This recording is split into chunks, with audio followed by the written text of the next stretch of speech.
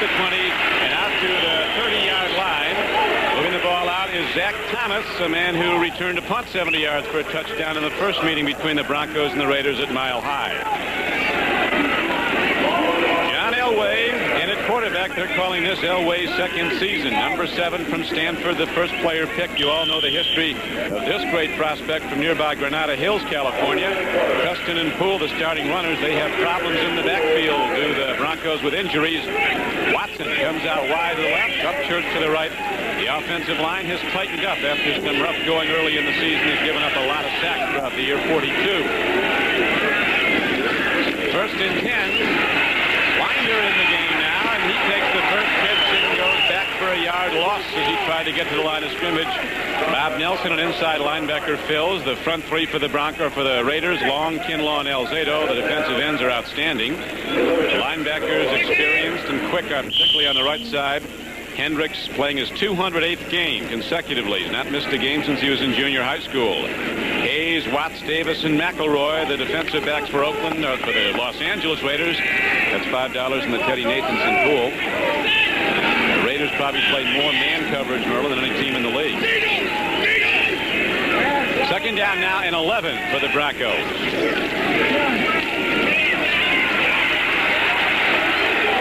Nathan Poole tries to run, and he gets to the 30-yard line. The Teddy Nathanson Poole, anybody who calls the Raiders Oakland has to throw in $5. It got up to some pretty big numbers last year. Yeah, it's hard.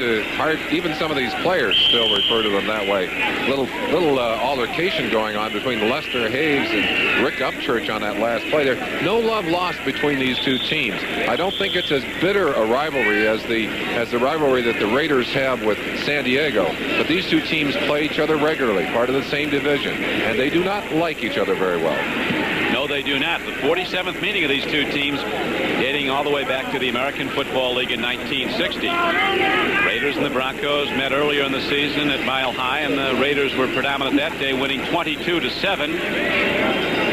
Shortly thereafter, they had Steve DeBerg in the game as the starter. He ran off 4 straight victories. We have a problem with the stadium clock. 13-40. 13-40. 13-40, Carl. Red Cashin talking about the fact that the clock is not working properly. They're going to wind it down to 13-40. Should be able to get into action out there. This Raider defense has played very well during the season, certainly ranked well overall in the NFL. But they've had 2 seasons. They started out, they had 4 games where they averaged giving up only 9 points. In the last 6 games, they've averaged over 25 points. Dan Reeves now sends in the play, and it's going to be shotgun passing formation, 3rd down and 9. Here's Elway, ready to gun it. He can go long, and he does. Man is wide open out there. And with the ball all the way down to the 30-yard line, looked like Upchurch, who got ahead and beat the defense and gets down to the 30-yard line. Ted Watts was covering, and he was badly beaten, so Elway's first throw is a big one, a 40-yard gain. Upchurch having perhaps his best year ever, certainly his best as a wide receiver, has beaten Ted Watts, number 20. It's just a down and in. Upchurch using his speed, and let's go and watch Elway in this shotgun situation. Quick drop, good concentration downfield, and lofted a high and perfect pass. John Hadel, his quarterback coach, says, if I wanted to chisel a quarterback, create one from scratch, I'd create Elway. Well, Hadel has him now as his coach, in the Broncos go to the run on 1st down and 10 from the 30-yard line of the Los Angeles Raiders. Reggie Kinlaw, the middle guard, makes the stop at about the 29-yard line. Elway, with that great motion, got some time from the shotgun, and Upchurch had Watts beaten hands down. That wasn't close. No, not even close on that play, but you've got to be very careful when you point the finger at these defensive backs. Perhaps they had beaten the coverage in the middle on one of the safeties as well, but if that was a man-on-man coverage, there's no question that Watts was burned back. Elway, who had been on the bench during the weeks that DeBerg quarterback this team to 4 straight wins, very confident, particularly off his showing last week as he sends the run play up the middle. The penalty marker comes in from the linesman. And again, the Raiders shut down the Denver run with little or no gain. It's about the 5th running play of virtually no gain at all for the run, and that is not good news. When you're playing a team that has a pressure philosophy defensively, you need to have all your options. And if the Broncos are unable to run the football today and have to depend entirely on the pass, they really are at a disadvantage. Offsides. Number 36 on the defense. Still be second down.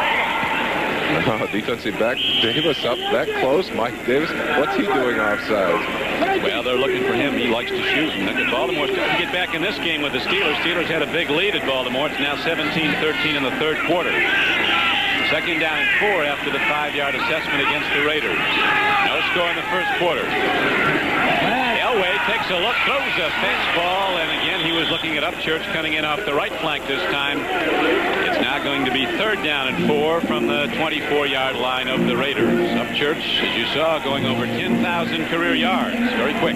Trying to work on Lester Hayes here. Drive him off shortly and then cut inside. Bob Nelson, number 51, dropping from the inside. Upchurch had some room on that play. McElroy, the inside safety, coming out to give him a little kiss there after the ball went by. So now, John Elway sets in a shotgun formation. Wide receivers, there are 2 deployed to either side. One man back in to block that is Poole. And he gets a pitch, and they're going to go for a first down and more. As the Broncos cross up the Raider defense, playing pass all the way, the blocking back gets the ball, and Nathan Poole's ahead for 11 yards and a first down.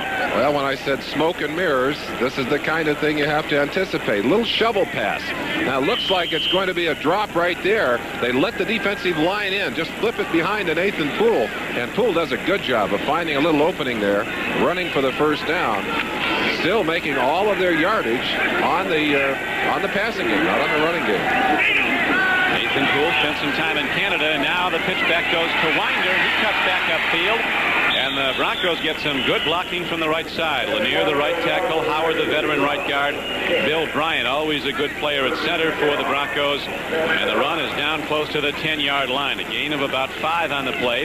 It'll be second actually and 6 where they spot the ball down. Elway doing a good job so far of handling his share of the responsibilities on the field. Here's an upset Merlin. New England beating Miami today. And a big help to the Raiders and the Broncos. The Cardinals upsetting the Seattle Seahawks. The Seahawks pushing both of these teams. Came in tied for second with the Broncos. Both those clubs a game behind the Raiders at day's outset. But right now, the Broncos looking for a share of first place if they can beat the Raiders today. Elway sprinting out. He has some time. There's that quick arm and incomplete in the end zone. Davis was covering on the play. One of a number of Colorado football players on the field today. Sammy Winder down there working on Mike Davis in the corner. That's one of the things that Elway does extremely well. He has 4.7 speed and is not afraid to run with that football. And when you have a quarterback with mobility, he can get you a little bit of extra time. Looks like he wants to gun that ball a little too hard on that particular kind of play, though. Receiver coming back, and it's very hard to handle a fast pass in that situation. No question, John Elway can throw fastballs. Now third down and 6 from the 10. Watson goes in motion. Elway takes a look, stands in, lets a rip, and he has a man down to the 6-yard line. Gain of about 5. It'll be short of a first down, though. Short by a little over a yard. Matt Millen was covering Watson, who came in to take the pass. Big Ted Hendricks, the Stork, number 83, coming from the left-hand side defensively. And there's no question that the quarterback was feeling that hot breath on his neck, had to get rid of that football. The receiver's got to know where that first down is. And on that particular play, he did not get close to it. Interesting choice here for Dan Reeves. Well, I think he's made it, Merlin. He wants points. He's got Carlos out, the field goal kicker. Well, he doesn't want to blow his first scoring opportunity. Carlos has hit 11 of 15 field goals for the Broncos. The barefoot boy. Good kicker. It hit from a long way, too. He whips it up and through, and the Broncos, beneficiaries primarily of that 40-yard strike from John Elway to Rich Upchurch that got him down close, put the first points up on the field goal. It's 3-0 Denver. That'd be nice if it worked, although Pruitt's very sure-handed. Zach Thomas had a problem with a fumble at Seattle. It was costly last week. Now Carlos kicks off with the Broncos in the lead, 3-0. High spinner comes down to Greg Pruitt. The wedge forms. He's to the 20. Out to the 22, and in comes a marker.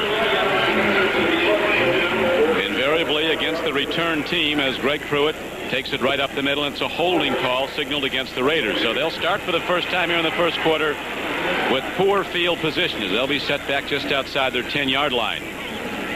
Jim Plunkett at quarterback, the Heisman Trophy winner many years ago from Stanford. He's now 35 years old. Another Heisman winner, Marcus Allen, in his backfield, along with the blocking back from Oklahoma, Kenny King.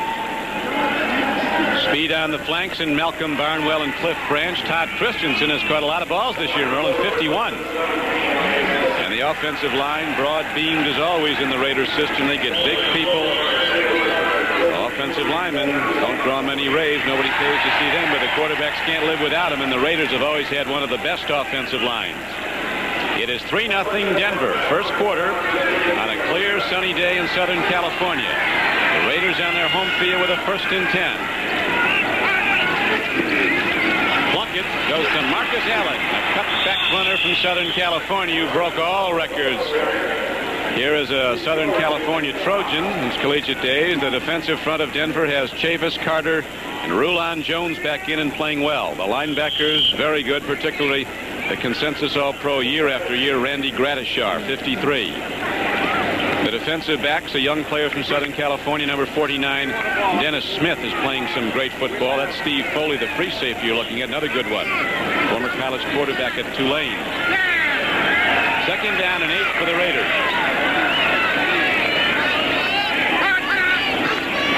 Plunkett play faking, and the blitz comes from Jackson. A fumble in the end zone. It could be a Denver touchdown. It is. So the Broncos hit fast and lick their sideline in jubilation.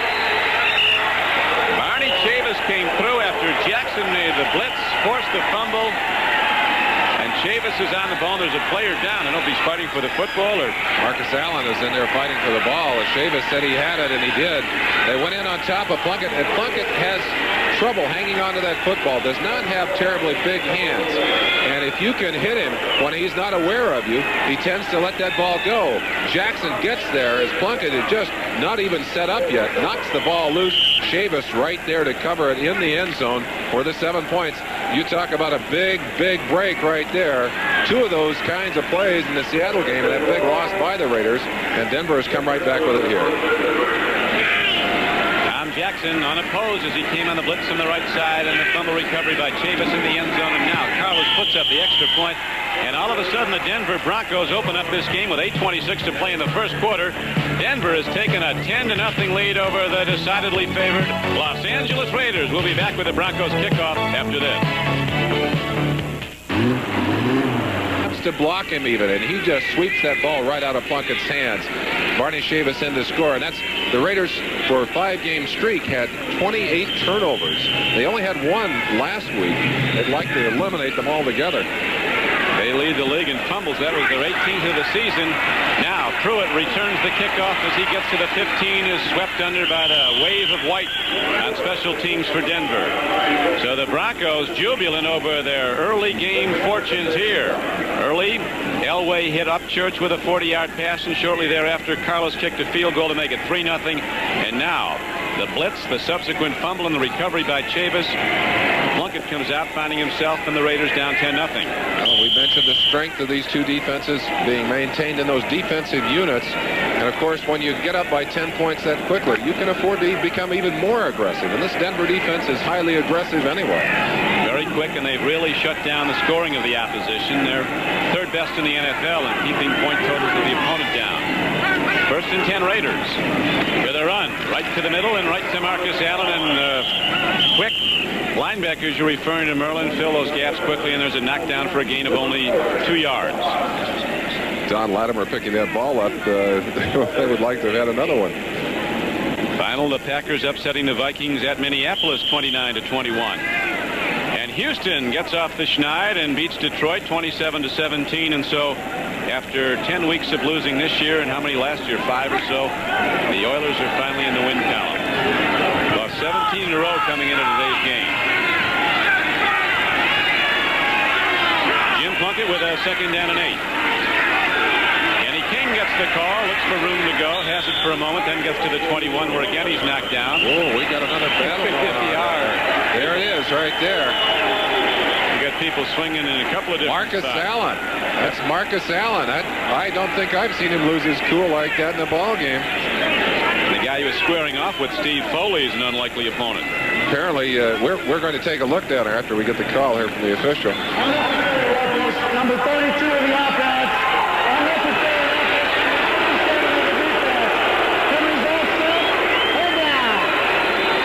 It's always a push. They always offset. Well, they do offset it. Jackson, number 57, you see here taking a shot to Marcus's head. Marcus retaliates as he comes back inside and throws Jackson off. Jackson, well, that's just a little mini battle going on there. They're not even worried about who's carrying the ball. Yeah,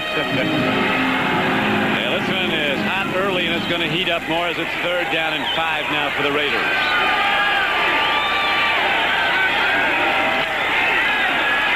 Plunkett has some time, and he has a man, and a great reception by Marcus Allen for a first down at the 36-yard line of Los Angeles.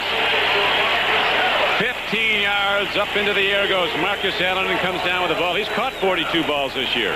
Great receiver, no question about it. And on that particular play, I think realizing how foolish he looked on the last play, comes up with a big play, takes some heat off.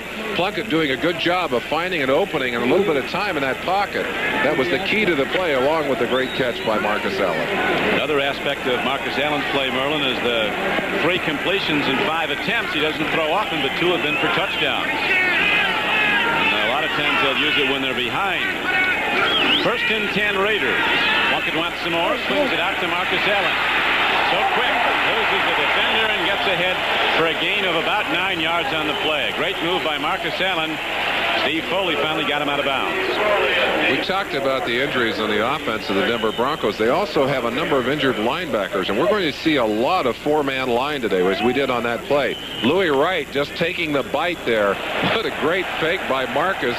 Put Louis on his backside. Jackson running him out of bounds. About 2 yards, a little less than 2 yards for the first down here, Don.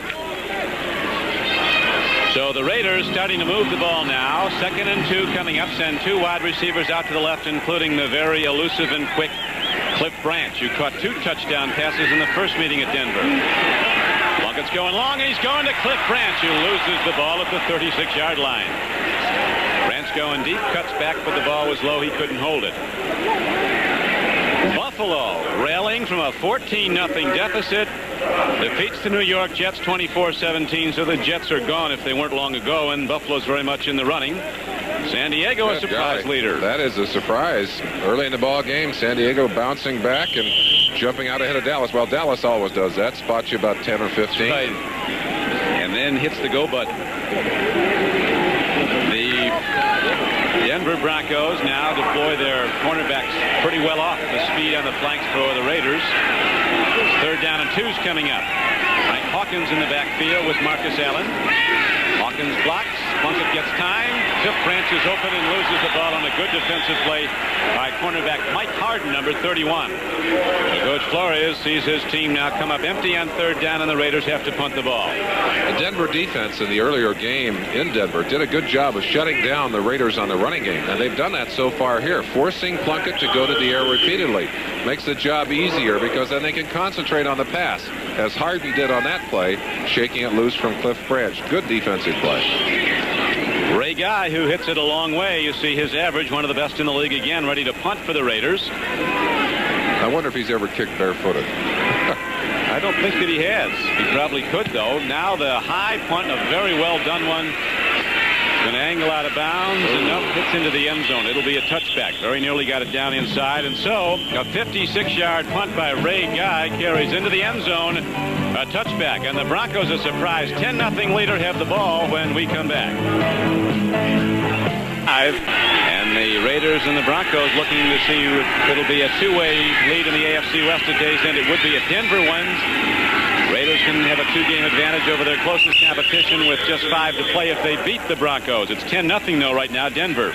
Don, one of the brightest stars on the field today, a young defensive end, Howie Long. And Howie is just one of those exciting players. In a sense, he's able to do so many explosive things from that defensive end position. Able to, on that particular play, push his offensive tackle inside, shut off the play. And just very exciting to watch. We'll be looking at him later on today. You don't hear a lot about him, but I think he's headed to the Pro Bowl. Broncos have not run well so far, but Elway's thrown well, and he does again. Now that Ruli's out of bounds where he took the ball in. Upchurch had it, but he was out of bounds. Ted Watts covering. You're exactly right. The Broncos have tried to carry the ball 5 times, managed only 8 yards, just over a yard a carry. And that's about the same kind of an average. In fact, I think the Raiders' average is even lower than that. Neither team able to move the ball on the ground, but both teams finding some open receivers, in particular the Broncos. It was interesting to talk to the Broncos and just see their general attitude coming in, Merlin. It's a very confident team. Despite the injury to DeBerg, John Elway looked like he was coming out for a scrimmage. Very confident. He said he's ready, and he's indicated that so far by his play. Giving the reception, so it's going to be first down and 10 from the 34-yard line. The pitch back goes. Running with the ball is Winder, not for very much as the Raiders continue to shut down the run. Ted Hendricks has been doing that for 14 years. Well, we talked about exciting young players. There's about the most exciting pair of old legs on the field. Ted Hendricks, the stork. Watch him coming from the left-hand side of your screen. You can't see him yet, but here he comes right there. Shuts off Winder with a fine tackle. And I'll tell you the thing that's exciting and interesting. He's operating with torn stomach muscles and won't come off the field. That man's an amazing specimen. He really is. As we mentioned, he's not missed a game because of an injury since he was in junior high school in Miami. I told him his body goes directly to the Smithsonian after the season's over. It's a big body, 6'7", 235 pounds. Awesome. Howie Long left early, but we'll see if he was drawn off. Didn't look like either of the offensive linemen moved. I think Howie's just excited. He's walking the 5 back. He knows he made a mistake. He's pumped up. He's an interesting young man. Just watch him here. He's excited. He's expecting the pass, wanted to be hard on the inside. Looks like they had a blitz coming, or at least a line stunt. How he got in there all by himself. Encroachment. Number 75 on the defense. Still second down. So the Broncos beneficiaries there. Instead of long yardage, they now have second down and 4. This is the kind of yardage they like to have, too. They got all the options now. They can run or pass. Raiders with an early penalty problem, as you saw. 3 already for 20 yards. 10-0 Broncos. They try the run. Winder does his best, but there's not much there. He's short of a first down. It's going to bring up third down and about 2 as Bob Nelson, a big inside linebacker from Nebraska, filled. The Steelers rallying now in the fourth quarter, and they lead the Baltimore Colts 24-13. Pittsburgh ready to extend its record to 9-2 with the win. Dan Reeves' team looking for a share of first place. Reeves sends his short yardage unit onto the field, 3rd and 1. Send the big folks out, 2 tight ends, maybe even 3 in this situation, although the Broncos have had trouble at that position, too. They've gone through 7 tight ends during this season. They haven't found a Riley Odoms in his prime yet. 3rd down and just over a yard. The pitch back to Winder, turns upfield, and he didn't get there, it doesn't look like. Yeah, well, it all depends on where they mark it, and I believe they're going to mark it short. They tried to run in behind. They had the 3rd tight end stacked over there. Actually have Euchre, I think, playing at one of those tight end positions on that play. And Winder trying to make it from the right-hand side, but they're going to... Whoops, they got an injured player. I was going to say they were going to bring in the markers. They've asked the Denver... Winder came in, as you mentioned, Merlin, with a thumb injury. Had a great game in the first meeting at Mile High against the Raiders. Ran for 119 yards. And if that is indeed Winder on the ground, Dan Reeves' problems have just been complicated even further. That would mean he would be down to 1 healthy running back. The Broncos have gotten very little production out of their number 1 from a year ago. It is Sammy Winder down. Gerald Wilhite has a continuing problem with a hamstring. Wilhite came off a hamstring injury just a couple of weeks ago. They were excited to have him back in the lineup, and he went ahead and got into the ball game and pulled his other hamstring. Yeah, hurt his good one. And hurt his good one, and they're growing concern that he may not be able to provide the kind of punch they'd hoped he would provide. Number 47, Gerald Wilhite. We'll be back to the Coliseum in Los Angeles after this. He used to be gambling, but here he is in his own territory, and he's elected to go for it on 4th down. Now, when all of your running backs are hurt, you may have to throw this ball. Let's see what he has in mind. Egloff sets up as a wing to the right. 4th down and a yard. A little over a yard for the Broncos. Maybe they're looking to draw the Raiders offside. Yeah, they're not going to run the play. They were just hoping to get somebody offside. They'll take the 5-yard penalty here now and kick the ball. Yeah, a little bit of trickery. what they decided to do was put a couple of people in motion and see if they couldn't get the Raider defense to jump off sides. The Raiders were a little edgy. They would not take the bait. Now they'll send the punting team onto the field. That Merlin would have been a critical shortcoming had they not made the first down and went for it at this well, stage. It was a question in my mind why Reeves would want to do that. He's got a nice lead, doesn't want to make a dumb mistake here, but obviously trying to use more of the smoke and mirrors we talked about early. Pruitt goes back. Luke Prestridge, another long ball hitter with that punt, ready to kick the ball for the Broncos. He used to be the biggest punter in the league, 6'4", 230 pounds, but Reggie Roby is the monster has taken over now.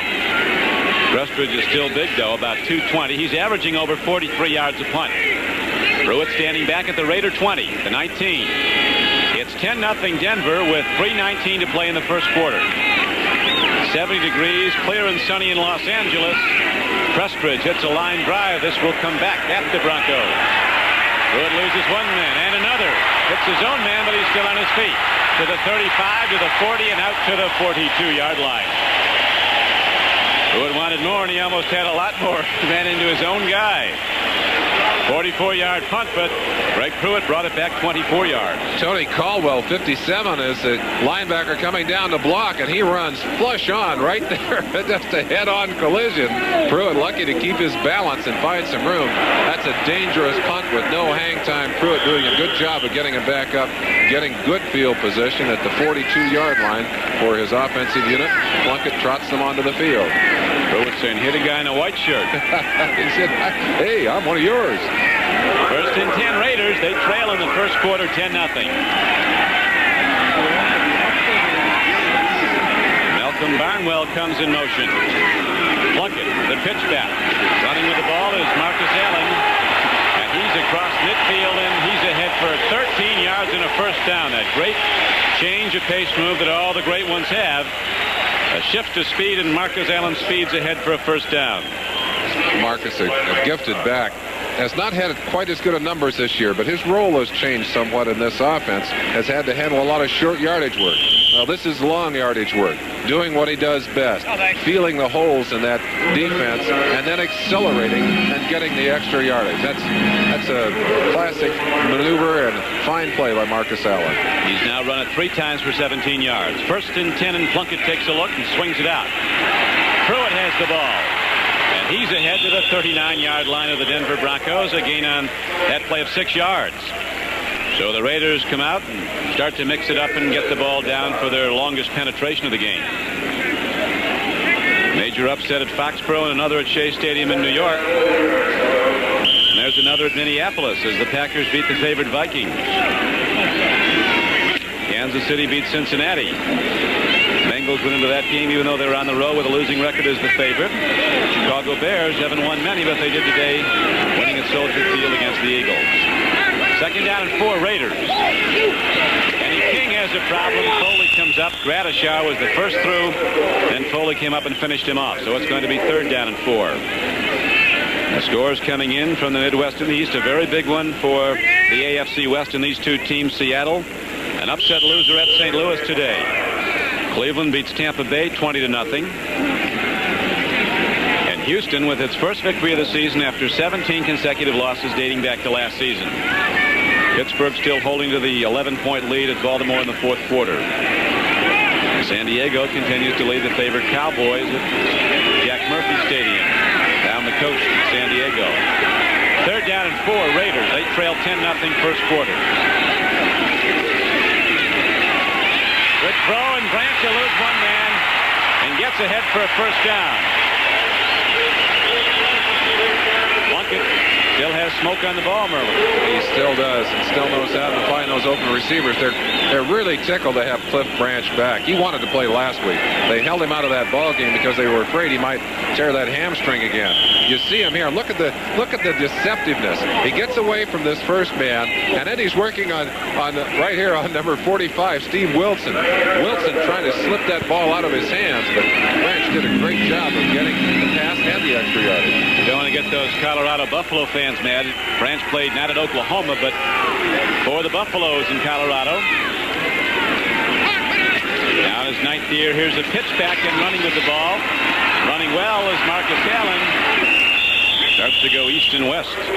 Nothing there. It's going to be second down and 10. The mark of Joe Collier's defenses over the years, hustling and pursuit. There were about 8 of them out there, and they shut it off. Marcus looked back, wanted to reverse his field. Nothing doing. There was no place to go. Good play by the Denver defense.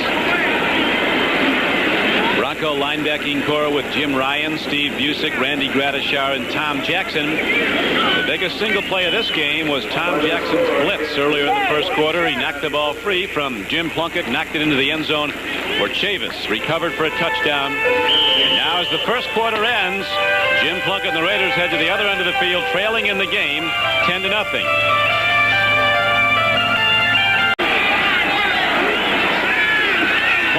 Looking over the middle. They're doing a good job shutting off the tight end Christensen, but now Cliff Branch is starting to catch balls on shorter patterns. He's coming back.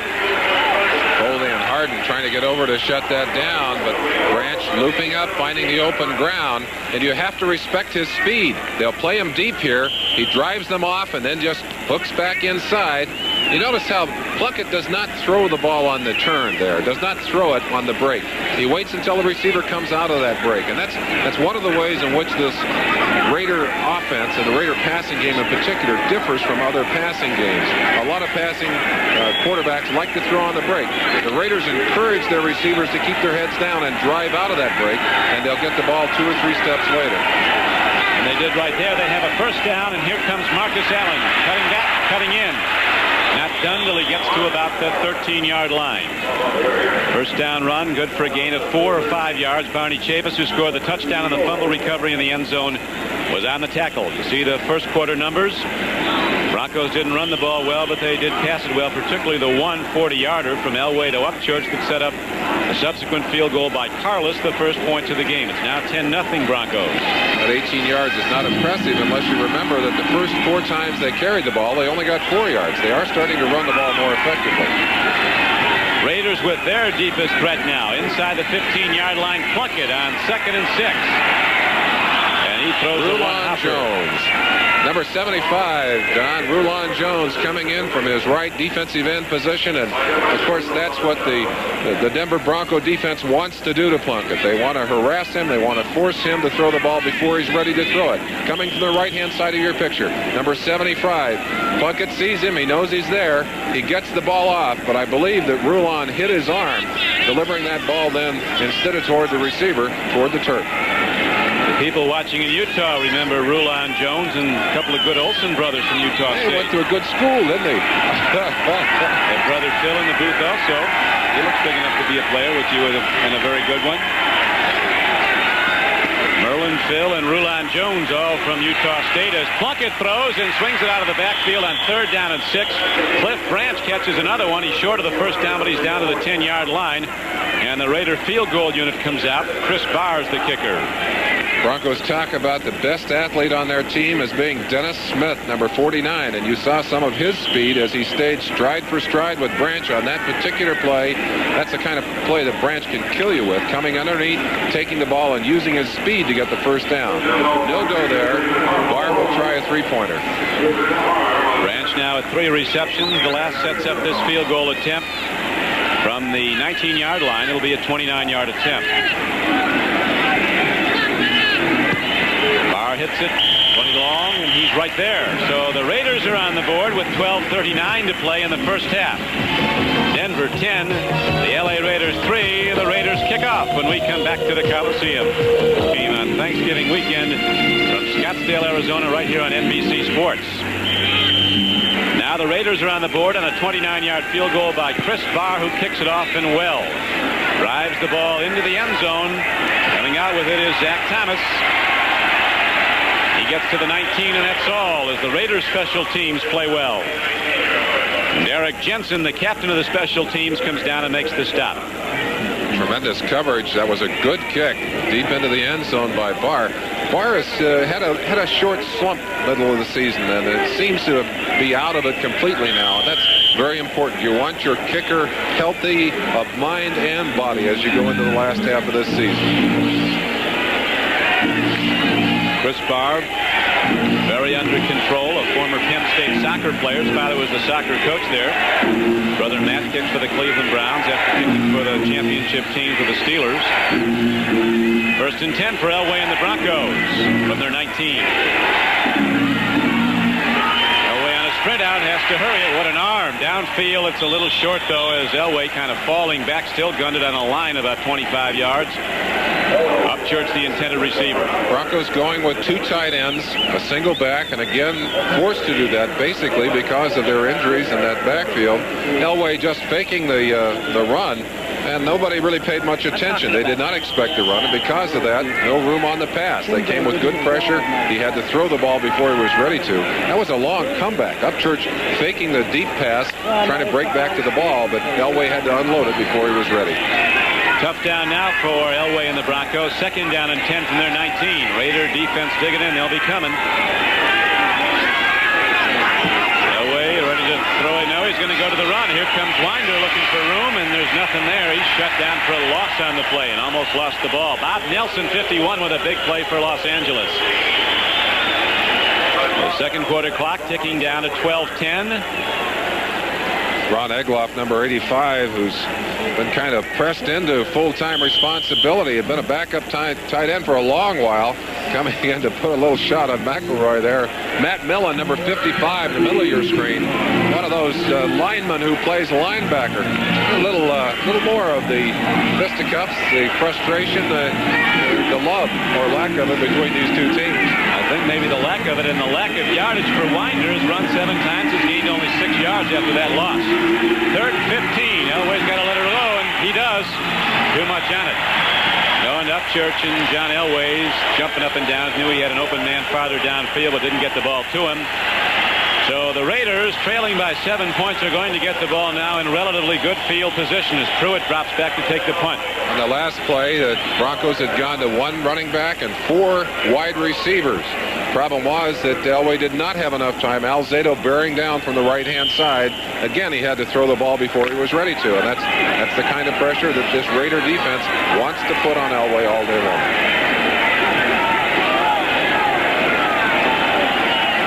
Pressbridge standing at his goal line, awaiting the snap from center. Wind is not a factor. It's absolutely perfect playing conditions after 2 days of heavy rain in Southern California. Pressbridge hits a high knuckler, and fair catch is signaled for and made by Pruitt at the 46-yard line of the Broncos. So the Raiders, down 10-0 early, have a chance to get right back and tie it up if they can succeed on this drive when we come back. Goes on defense, leading in the game 10-3. The Raiders looking to strike from the Denver side of the field. 1st and 10. Plunkett's looking long. He's got a problem, and down goes Plunkett at the 43-yard line. The Raiders sacked many times during this season, but one of the reasons for that is that they want the deep shot. They'll go after you an average of about 8 times a ball game trying to get that ball deep, and they know that they're going to get sacked occasionally because of it. They know that the percentages are not that great because of it, but they'll take those deep shots, they'll turn them into touchdowns, and they really force you as a defense to play differently when you work against them. That's long been a Raider axiom, to stretch the defense the length and width of the field. Spread it out. That time, the pass rush spread out Plunkett for a loss of about 11 yards. Now he throws and has an open man, and Frank Hawkins, who gets back to lost yardage and some more. It'll be 3rd down and about 7. And that's one of the things that those deep passes will do for you. When you stretch the defense deep, you make some room underneath, and you can get the ball to a Frank Hawkins, who can then pick up some good yardage. Even though he does not get the 1st down, gets himself some good room here. Look how far the defensive backs are back. You can't even see a defensive back in that picture. They've gone deep with the receivers, respecting the deep passing game of the Los Angeles Raiders. Frank Hawkins, more heralded now after his great performance in the upset of the Cowboys at Irving, Texas, when he rushed for over 120 yards against Dallas that night. The Raiders handing the Cowboys their only loss of the season. 3rd down and 7. Plunkett loses his footing and then gets some help going down. Number Number 77, Carl Mecklenburg, is through. They like him, and they like Rulon Jones, who was right there with him. That's the third sack of the day for -27. And we talked about the rain earlier. They covered this field yesterday, but there was still some water on it. Plunkett just planted that back foot. The foot went out from underneath him. I think if that foot had not slipped, he would have managed to avoid that sack, managed to get the pass off. Rulon Jones went out with an injury for 4 weeks. It really hurt a good Denver defense. Now that he's back, the defense has picked up considerably. Third in the league in average scoring against. Only 2 teams have committed fewer points than the Broncos. Now Ray Guy hits a long spiral, really unloads. It's going to carry into the end zone, another 50-yard plus punt. And it comes out as a touchback to the 20. Even though he kicked it 50 yards, he's got his head down. He would rather have put it out of bounds and gotten the extra yardage. Back after this. Todd Christensen, we haven't heard from him yet today. One of the reasons, they're jamming him on the line. Number 20, Louis Wright, doing a great job of keeping Christensen out of the pass pattern, destroying his timing. That's one of the reasons he's not been able to catch a pass. And he's been averaging 5 catches a game, has Todd Christensen. Right behind Ozzie Newsome, the Cleveland tight end, in receptions in the conference. 51 coming in, but no less an expert than Louis Wright, shutting him down today. Now Elway for Denver, 1st and 10. Gets it away, and Winder was looking at the ball, and Elway took a hard shot just as he released it. Today's game is brought to you by John Elway a moment ago, dropping the throw. He got it away just in time. Whoa, hello. The Raider defense wants to pressure him and remind him how close they are. 2nd and 10 for Elway, looking to throw on the run. He gets it away, and the man is out there, but the ball is wide as Watson was making a play on it. Number 51, Bob Nelson, using his speed from the inside to pressure Elway. Again, we mentioned Elway's speed and running ability.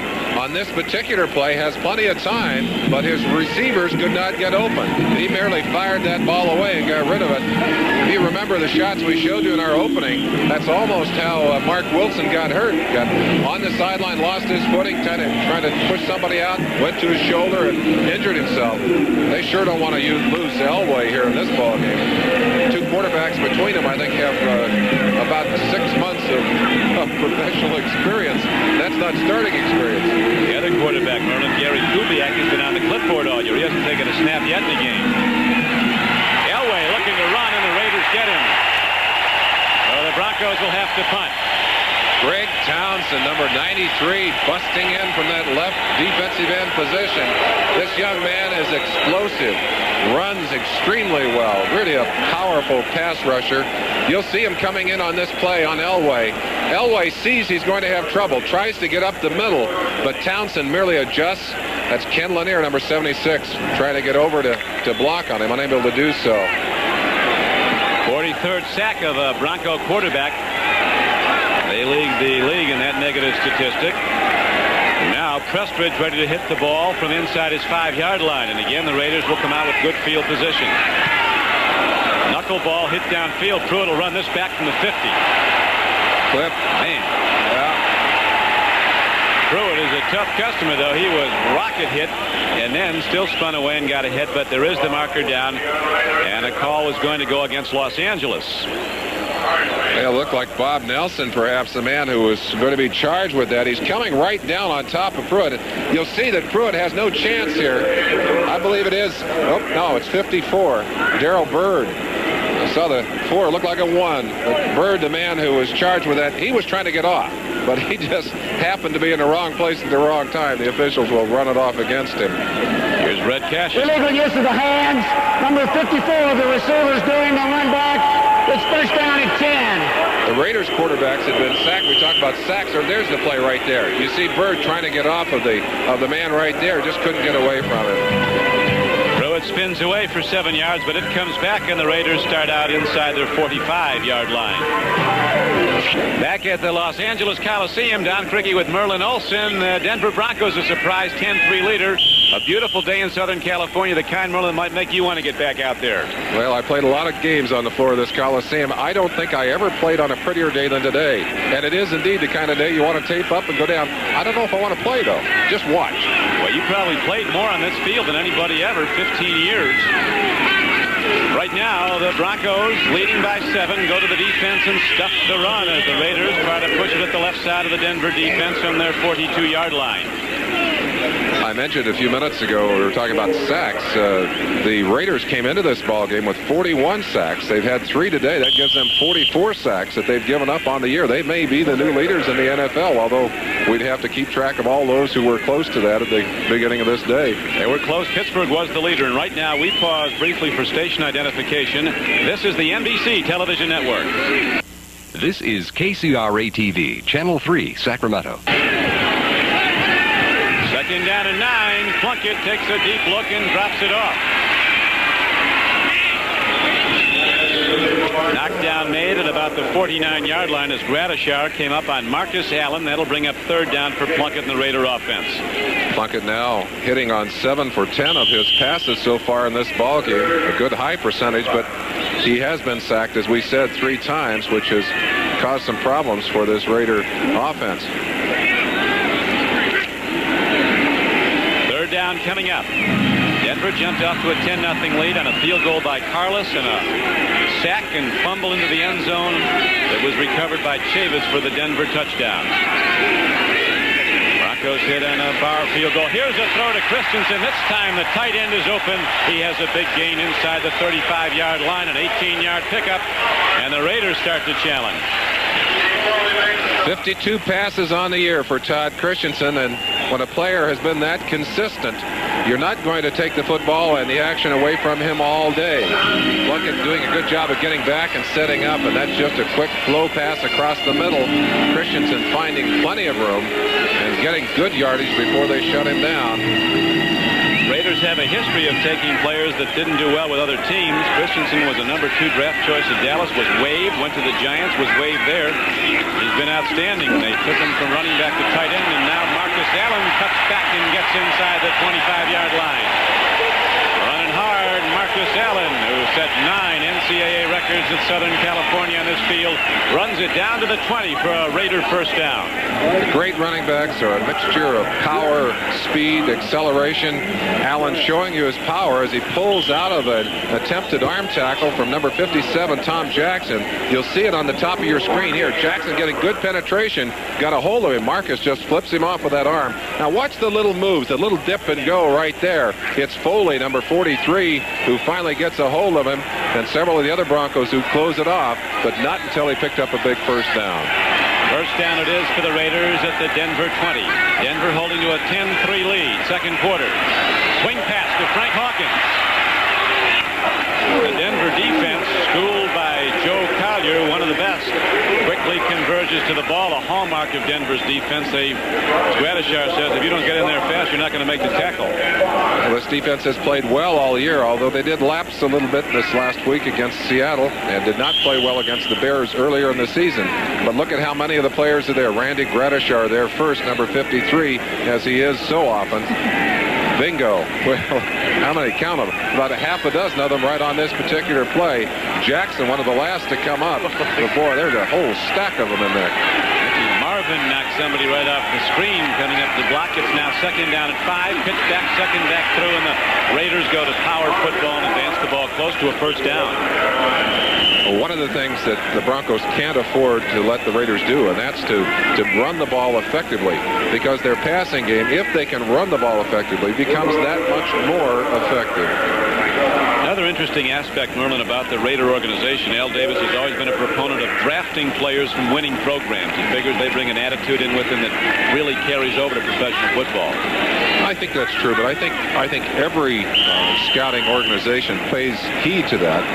I think perhaps he has, over the years, favored a few of the power schools, what we call power football schools, and it's paid dividends for him.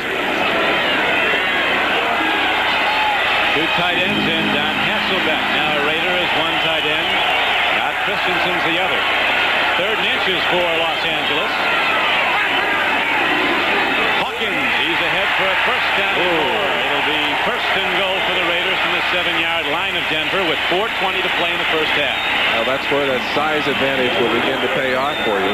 We mentioned injuries. They've had some injuries along that defensive wall for the Denver Broncos as well. And when you're outmanned and out physical sized as they are by at least 10, 12 pounds a man down that wall, you run into some real problems. Reeves contemplating what he's going to do next as he watches the Raiders get even closer to that end zone line. Denver, over the years, has been a great team down close. They've given up a lot of yards, but they're awfully difficult to get it in. Another big Denver defensive play by Jackson, who made one that led to a touchdown earlier. Jackson shooting the gap, makes the knockdown on Marcus Allen behind the line of scrimmage. So it'll be 2nd and goal from about the 10. Jackson again with a big play shooting in from the right side. Of course, the first big play of that kind we saw was the sack that allowed for the touchdown. He got in and shut it down deep, and you need a big play. And this Denver defense, they give up a lot of yardage. They give up a lot of first downs, but their philosophy is, we'll give that up, but we're not going to give up the points. Allen now 9 times rushing for 37 yards, but I think they're going to have to go to the air if they're going to get it in here. Let's see, it's 2nd down and goal from the 10-yard line. Raiders down by 7, 2nd quarter. Plunkett looks into the end zone, doesn't like to run, might have to, gets it away. His receiver fell down. Dokie Williams, number 85, a young man from UCLA who's been very, very effective for these Raiders in the past few weeks, slipped down on that's a wet part of this field. That's where they rolled the tarps off, and it's extremely slick down there. But as you said, Plunkett does not like to run. He did, however, come back from that sit on the bench, apparently more fit physically. Moved around extremely well last week and has moved well in this game today. He said it's in part because he wasn't beat up. You take a real pounding when you're getting hammered on all the time out there. Well, he spent some hospital time, Jim Plunkett, with about 7 or 8 operations. You see the kind of dominance that the Raiders have had on those third down situations, doing a good job of sustaining their drives on the day. 3rd and goal, Los Angeles from the 10. Plunkett gets some time. It's going to lose it now. He gets it away and gets it incomplete at the 3-yard line. Fumble. They're calling it a fumble. No. Now they overrule. One of the officials on the ball had not made any marking. It had not called it incomplete. He believed it was a fumble. The 2 other officials there, both of them calling it an incomplete pass, and the ball will be a 4th down, 50 or 10-yard line, and we'll see Chris Barr again. So the Denver Bronco does indeed stop a touchdown threat of the Raiders, and now Chris Barr back on the field. And there's the incomplete pass. Had that been a fumble, it was recovered by the Raiders in the end zone and would indeed have been a touchdown. That's interesting. So an overruling made, and it was an incomplete pass, and now field goal attempt from 28 yards out. His first was 29. This is like, oh, no. Hits the upright. Worked all week long and try to do that in practice. No good. So the Raiders with a deep drive. They were inside with 1st and goal from the 7. They come away with no points.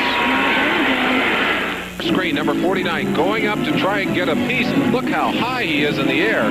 Did not touch that football, however. The ball hooked off to the side by Barr, who's kicking out of the hold of David Humm, quarterback they just brought in to replace the injured quarterback Mark Wilson. But that's an exciting play by that young man. He's a great jumper too, Merlin. As a high school high jumper, he was a 7-foot high jumper, was also a 3-time letterman on the Southern California track team. Glenn Berman and the crew standing by in New York to update the 11th Sunday at play of the 83 season. Right now we have 2:43 to play before the half. Winder tries to go but doesn't get far, as the Raiders have been stuffing the Denver run all day long. Winder ran well against Los Angeles in the first meeting, gaining 119 yards. Of course, that's a costly play when you drive the ball as effectively as the Raiders were able to drive it. But when you get down and you compress that field, you get down inside of that 20-yard line, inside the 10-yard line, there's so much less field to defend. A lot of teams using the zones down there extremely effectively. And we'll be back with 2:28 to play.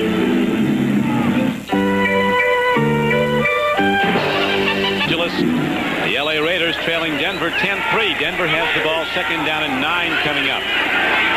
Broncos jumped off with 10-0 first quarter lead.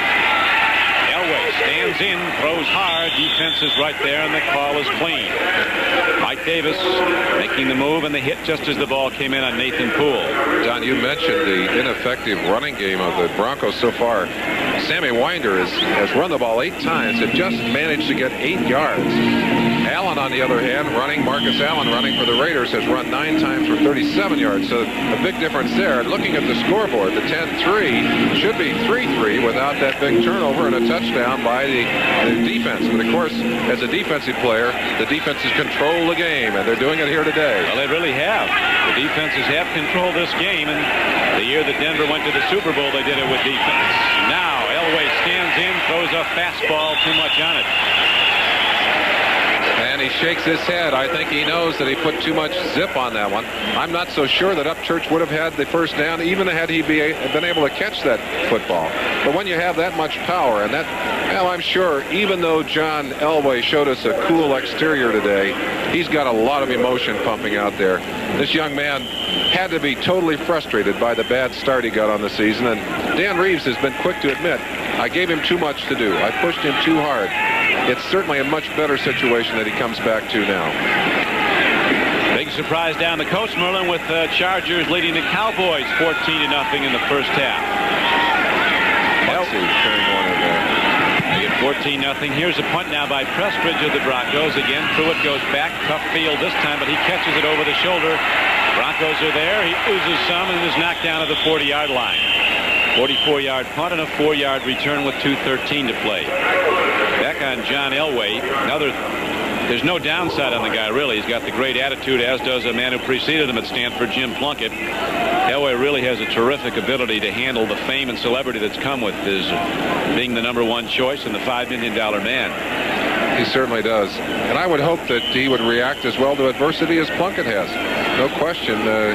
He's had some of the same knocks put on him, that they were not as good as they were reported to be, and certainly didn't deserve the kind of honors and the kind of publicity. Well, Plunkett has proved that it's not true in his case. I think before he's through, John Elway will do the same. Right now, Plunkett on 1st and 10, dips it off, and Marcus Allen has the ball, has some open field. He's ahead for a gain of 13 yards across midfield. The Raiders have a first down as the 2-minute warning is given. The mark of experience. Plunkett under pressure knows that he's got to flip that football out of there. Just a little short pass, hangs it up. Big play for a first down. Well, the Raiders will have 2 minutes to work when we come back. A great deal of attention to it defensively. Yep, that dislocated finger on an Elway pass in practice. There's a long ball into the end zone. It's a long out, though. And you really saw some speed on display there. 2 of the great ones, Branch on the fly pattern, and Louis Wright. None better, right with him, stride for stride. And if you have questions about the strength of Jim Plunkett's arm, that ball was in the air 60 yards and thrown very accurately over that distance. The defender's right there at the last. Receiver stretching for it, but unable to get there. That's good defense by the 2 backs who were on top of him there. But what a powerful shot from Plunkett. Still able to throw that football. He has a lot of arm strength. And the amazing Mr. Wright. Right with Branch. So now it's 2nd down and 10. Raiders trail 10-3. Here's a strike to the tight end Todd Christensen, who was shut down through the first quarter and a half, but has started to come on now. Jackson knocks him down. Raiders get it inside the 40-yard line of Denver with 1:43 to play. Again, an example of the Raider philosophy. Show the defense you're not afraid to go after them deep. Make them respect your long ball, and then come back and hurt them underneath. That pass puts them close to the first down. They're going to have to go for it on a 3rd and about 2 yards to go. A little less than 2. Dan Reeves, one of the youngest coaches in the National Football League, talked about his system, the Dallas system, being kind of complicated for a rookie quarterback to grasp. And maybe he did, as you pointed out, Merlin, give John Elway too much to work with early. Elway told us before the game he really had tunnel vision. He couldn't even get a playoff. It's all changed now. He's a very confident man, and his quarterback very well today. Next Sunday, join host Len Berman as NFL 83 start down and a little over a yard for the Raiders with 1:43 to play in the first half. Over the top for the first down, Marcus Allen. Excellent athlete, was drafted as a defensive back, really, out of high school in San Diego. He was also a high school quarterback. certainly a good athlete, and right here shows you the kind of jumping ability he has. Way over the top. They're going quickly on the field with no huddle. Say he was recruited by USC, not drafted. Here's Marcus Allen with the ball again. Loses it, and that's a free ball, and the Broncos have it. Now they're calling it down. Official right on the spot says he's on the ground. They came right back without a huddle, realizing the clock is ticking down now. Minute 5, minute 4, and they're back again with no huddle. Plunkett swings it out. Oh, look out. Hawkins has the ball, and he's knocked down at the 30 with 52 seconds to play. Louis Wright coming right up to say hello. I asked Louis, I said, Louis, these wide receivers getting any faster? He said, well, he said, used to only be 1 or 2 of them that I'd have to really worry about running with. He said, now I got one every week. I don't know, maybe Louis is losing a little bit of that edge, but he's certainly not lost any of his awareness, nor has he lost his excitement about the game. A great defensive back for many, many years comes up and puts a clinching tackle on Hawkins, number 27. That's the kind of play that's earned him so many postseason honors and trips to the Pro Bowl. He really has been a great player for 9 years now. They talk about a few fiery players igniting a whole defense, and Wright's one of them. Big plays for years and years for the Broncos. Reeves is hot. He maybe should be. Thought he had a fumble there. His team did. Official right on the ball, and the ruling is if the ball bounces loose as a result of contact with the ground, it's not a fumble. The ball must be broken loose before that ball carrier hits the ground. Of course, the official was there to make that call. Plunkett doing a good job. 117 yards, 12 for 20. He's not been intercepted, but he did give up a fumble, and he was sacked from the blind side, and that fumble led to the game's only touchdown. It's 10-3 right now, Denver. Time running out in the first half. Here's a throw, and the ball is caught by Christensen. He's down to the 13-yard line. Great throw by Plunkett, good for a 17-yard gain. A crossing pattern, and he hit the open man. Plunkett signaling that they're going to come right back now and go for without a huddle again. Clock ticking down, 31 seconds, 30. Goes to the end zone. There's a man there, and it's bobbled and lost. Very nearly a Malcolm Barnwell reception for a touchdown. A sprinter from Virginia Union. That's the kind of speed that allows you to get deep. Barnwell, a sprinter, working one-on-one on Louis Wright. Wright staying step for step with him, but there was a chance to catch that ball. It was perfectly thrown. And you're going to get a percentage of those, but that's a tough play when you come right back without a huddle and hit them deep down that sideline. Incomplete pass, stopping the clock with 24 seconds to play in the first half. Chris Barr is 1 for 2. His last was no good. It's a 10-3 game. The Raiders trailing. The Raiders want 7 here. They would much rather have a touchdown. They'd like to go in with a tie at halftime. Plunkett. Here's a blitz. Plunkett has a problem, and Mecklenburg, the rookie, comes up and gets him. The 4th sack of Jim Plunkett in the first half. A rookie from Minnesota drafted in the 12th round. Carl Mecklenburg made the stop behind the line of scrimmage. Another big defensive play. Broncos said today they had to put that kind of pressure on Plunkett, had to force him to make the bad plays. They certainly have done it here in the first half. Now a 42-yard field goal. It'll be the final play of the first half. Barr hits it. It's plenty long, and it's through. So the Raiders get points, but they don't get that tying touchdown. And they'll go to the locker. Well, there's 2 seconds left in the second quarter. The Los Angeles Raiders now trailing Denver 10-6 after another Chris Barr field goal. We'll have time for the Raiders to kick off to Denver. Raiders have been down close a number of times, Merlin, but still have not put up that 6 number. No, they haven't. And we talked earlier about the Denver defensive philosophy. They'll give you some yardage, but they really do come up with the big plays. And that sack by Mecklenburg, another example. They're really high on that young man. Number 77, you'll see him coming from the outside here. It's a stunt with Rulon Jones. Jones holding 2 of the offensive linemen, and Mecklenburg speedy to the inside, whipping Plunkett to the ground. They project Mecklenburg, Merlin, as being an A.J. Dewey type. He only weighs about 235 and has had trouble gaining weight, but he's so fast that they're going to put him as a down lineman and maybe as a roving linebacker. Well, certainly with the new rules in the game, the advantage goes to the speedy defensive lineman. He certainly has that. Ground ball hit downfield, and the Broncos fall on it, and that will do it. Len Berman and the NFL 83 crew is standing by in New York as here at the Coliseum in Los Angeles. That's the end of the first half with a score. The Broncos 10, the Raiders 6. NFL 83 coming up after these messages. It rained very hard here in the Southern California area. More, as you mentioned, predicted for today, but it came up clear and sunny. Temperature about 70. Wind kicking up a little bit, but really not a factor. It's just a perfect day with a temperature about 70 degrees. You see the first half numbers and how they all break down. 40 of Denver's 64 yards came on one throw that led to the first field goal of the game. Well, and of course, that turnover we talked about being the big difference in the game. Defensively, the top tacklers for Denver, Steve Foley, just having a tremendous game, has 7 tackles in the first half. Barney Chavis with 3 tackles and 1 sack, and of course that big touchdown.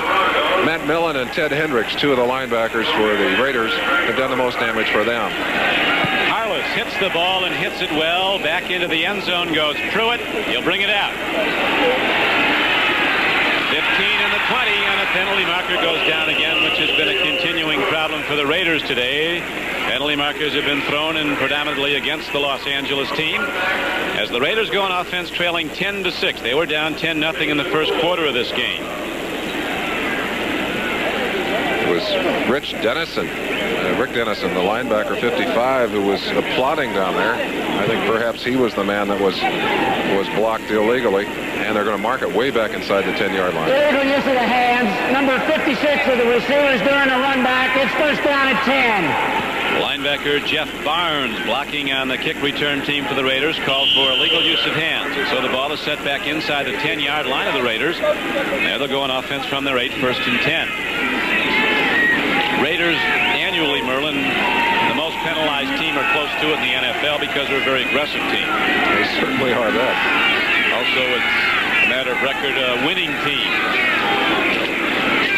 Always. Now the run by Kenny King, and there's not much there as the Denver Broncos pursue laterally. Steve Foley's having a good game for the Denver Broncos from free safety, coming up to play the run well also. His 8th tackle of the day. Foley, one of those quiet assassins. He's such a gentle-looking guy, quiet family man.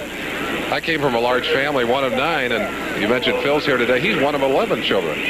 Now that's a real family. That's a full family, and Steve Foley has been a full player for the Denver Broncos now for 7 seasons. Coming out of Tulane, as you mentioned, Merlin, as a quarterback, moving into one of the better free safeties in the analysis every year in the NFL. Here's a home run ball as Plunkett goes long, and the man is there, but it's off his fingertips. Cliff Branch running his 3rd full fly of the game. This time they tried Mike Harden, the other cornerback. A lot of offensive coordinators have looked at this secondary for the Broncos and figured they would go after Mike Harden, number 31. Harden does a good job of covering. Now he's covering one of the most dangerous receivers in all of football, Cliff Branch. And Branch not able to get any yardage on him. A well-thrown ball by Plunkett. Again, a chance for a completion there. Inches away, a long ball. Plunkett coming off of the inactivity of sitting on the bench while Mark Wilson was in. His arm strong, and physically he's as sound as he can be now in his 13th season. See the 3rd down conversion ratio. It's 3rd and 9 coming up for the Raiders. Plunkett gets time, swings it out to Frank Hawkins.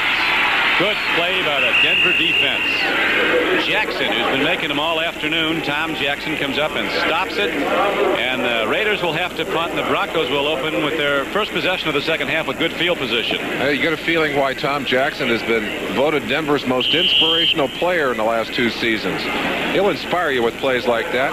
You saw him sack the quarterback earlier, force the touchdown. He's been out there making the big plays all day. Denver defense has given up some yardage, but they've mounted the challenge and answered it when the Raiders have been down close, allowing Los Angeles only 2 first-half field goals. 10-6 Denver. Not a good punt. No, not from Ray Guy. It hits at the midfield line, goes right up in the air. Now takes a Raider roll inside the 40-yard line of the Broncos. Denver starts out with its first possession of the 3rd quarter, 1st and 10 from the Denver 38-yard line. The count holds 10-6. Broncos in the lead. We'll be back right after this. Merlin, John's about due for completion. Well, it's a sputtering offense right now. I'm sure Reeves wants Elway to get it on track. He's got to have some help to do it. Oh, no. At a different snap count, his center, Bill Bryan, was waiting for I think that's Elway. I think that's Elway. When you don't see any of the other offensive people move, you know that the quarterback, and I'm sure what's happened here, he's got a lot of things on his mind. He's trying to do everything down there right now, maybe trying to do too much. I think that's one of the problems he had earlier in the year. Well, out without the ball, number 7 of the offense. It's still first down. That's an embarrassing moment for a quarterback. He said, hey, guys, I'll tell you one thing. No matter what kind of season he's had, this young man's going to be a great quarterback. And it's just a matter of letting him fight through all these problems to get there. You could still get just about a full team if they wanted to put him up for trade. Elway gets time. There's the long ball. Going for it is Upchurch, but it's going to be intercepted at the 20-yard line by Van McElroy, the free safety. That's McElroy's 5th interception on the season, and that was kind of a gimme. The ball underthrown. Elway trying to get the ball deep. Had the receiver down there, although he was well covered. Forced the pass. And, of course, the reception is by one of the men in black. McElroy, who had to wait a long time for that pass to come, almost had to fair catch that one. Alert play by Lester Hayes was ready to tip it away, then saw McElroy ready in position to intercept and let it go. So the Raiders get it back for their second possession of the third quarter with 13:01 to play in the third period. The Raiders with the ball at their 20-yard line. Cliff Branch comes out wide to the left. Malcolm Barnwell's on the right flank. King and Marcus Allen, the setbacks behind Jim Plunkett. This is Marcus Allen running. And Allen, with good moves, weaves his way ahead for a gain of 8 yards to the 28-yard line. What could have been and probably would have been with a lesser back, a 3-yard loss, turns into a big gain. Number 50, Jim Ryan, had shot into the backfield, had Allen dead to rights. Allen just scooted inside and got upfield for a nice gain. 11 times he's run the ball now, 48 yards. He's close to a 100-yard clip for the day. As I said, I'm beginning to feel the dominance of that big Raider offensive line. In the second quarter, it was evident, and is again now, as the Raiders run again, and they go ahead for a first down. Kenny King carries this time. Marcus Allen with 11 carries today. He's averaging about 16 carries a game. Randy Gradishar probably playing for the last time in the Los Angeles Coliseum for 10 years. One of the very best in pro football. I don't think any linebacker that I've ever seen play the game has a better nose for the football than Randy Gradishar. Came into this game with 136 tackles on the season and over the last 10 years of his career. And that's an impressive period of time. No one has made more tackles in football than Randy Gradishar. Most in the NFL over the last decade, closing in on 2,000 tackles is Gradishar. Plunkett looks to throw and does, and completes the ball to the 35-yard line. Marcus Allen and Gradishar is quickly on him. Look who's there. And Gradishar, who's announced his retirement at the end of this season, will be going out while he's still very physical and very healthy. At the same time, he said, look, I've got a lot of things I want to do with my life, and if I'm not healthy, I won't be able to do them. And on top of that, one thing that he's very proud of is the quality and the character of his play. The fact that he has had such high standards as an athlete. He said, I don't want to play in a couple of years where I would be embarrassed about what I'm doing on the field. He might hang around till he's 40 and not be embarrassed. He's still as good as there is. As you mentioned, this will be his last season. Gradishar in his 10th year. Now Plunkett on 2nd and 6. The rush is on. He gets it away, and good coverage by Louis Wright on the tight end Christensen. Incomplete pass. The Denver defense taking additional pressure because of the sputtering offense, and that's something that they have been responding to all this season. But certainly at this moment, putting a lot of pressure on Plunkett and doing a good job. And look at that score, 17-6, as San Diego continues to lead Dallas into the third quarter. What a good job that San Diego offense is doing. Really defense. They're holding the winning Cowboys, a 9-1 team, and now we see the San Francisco 49ers doing well.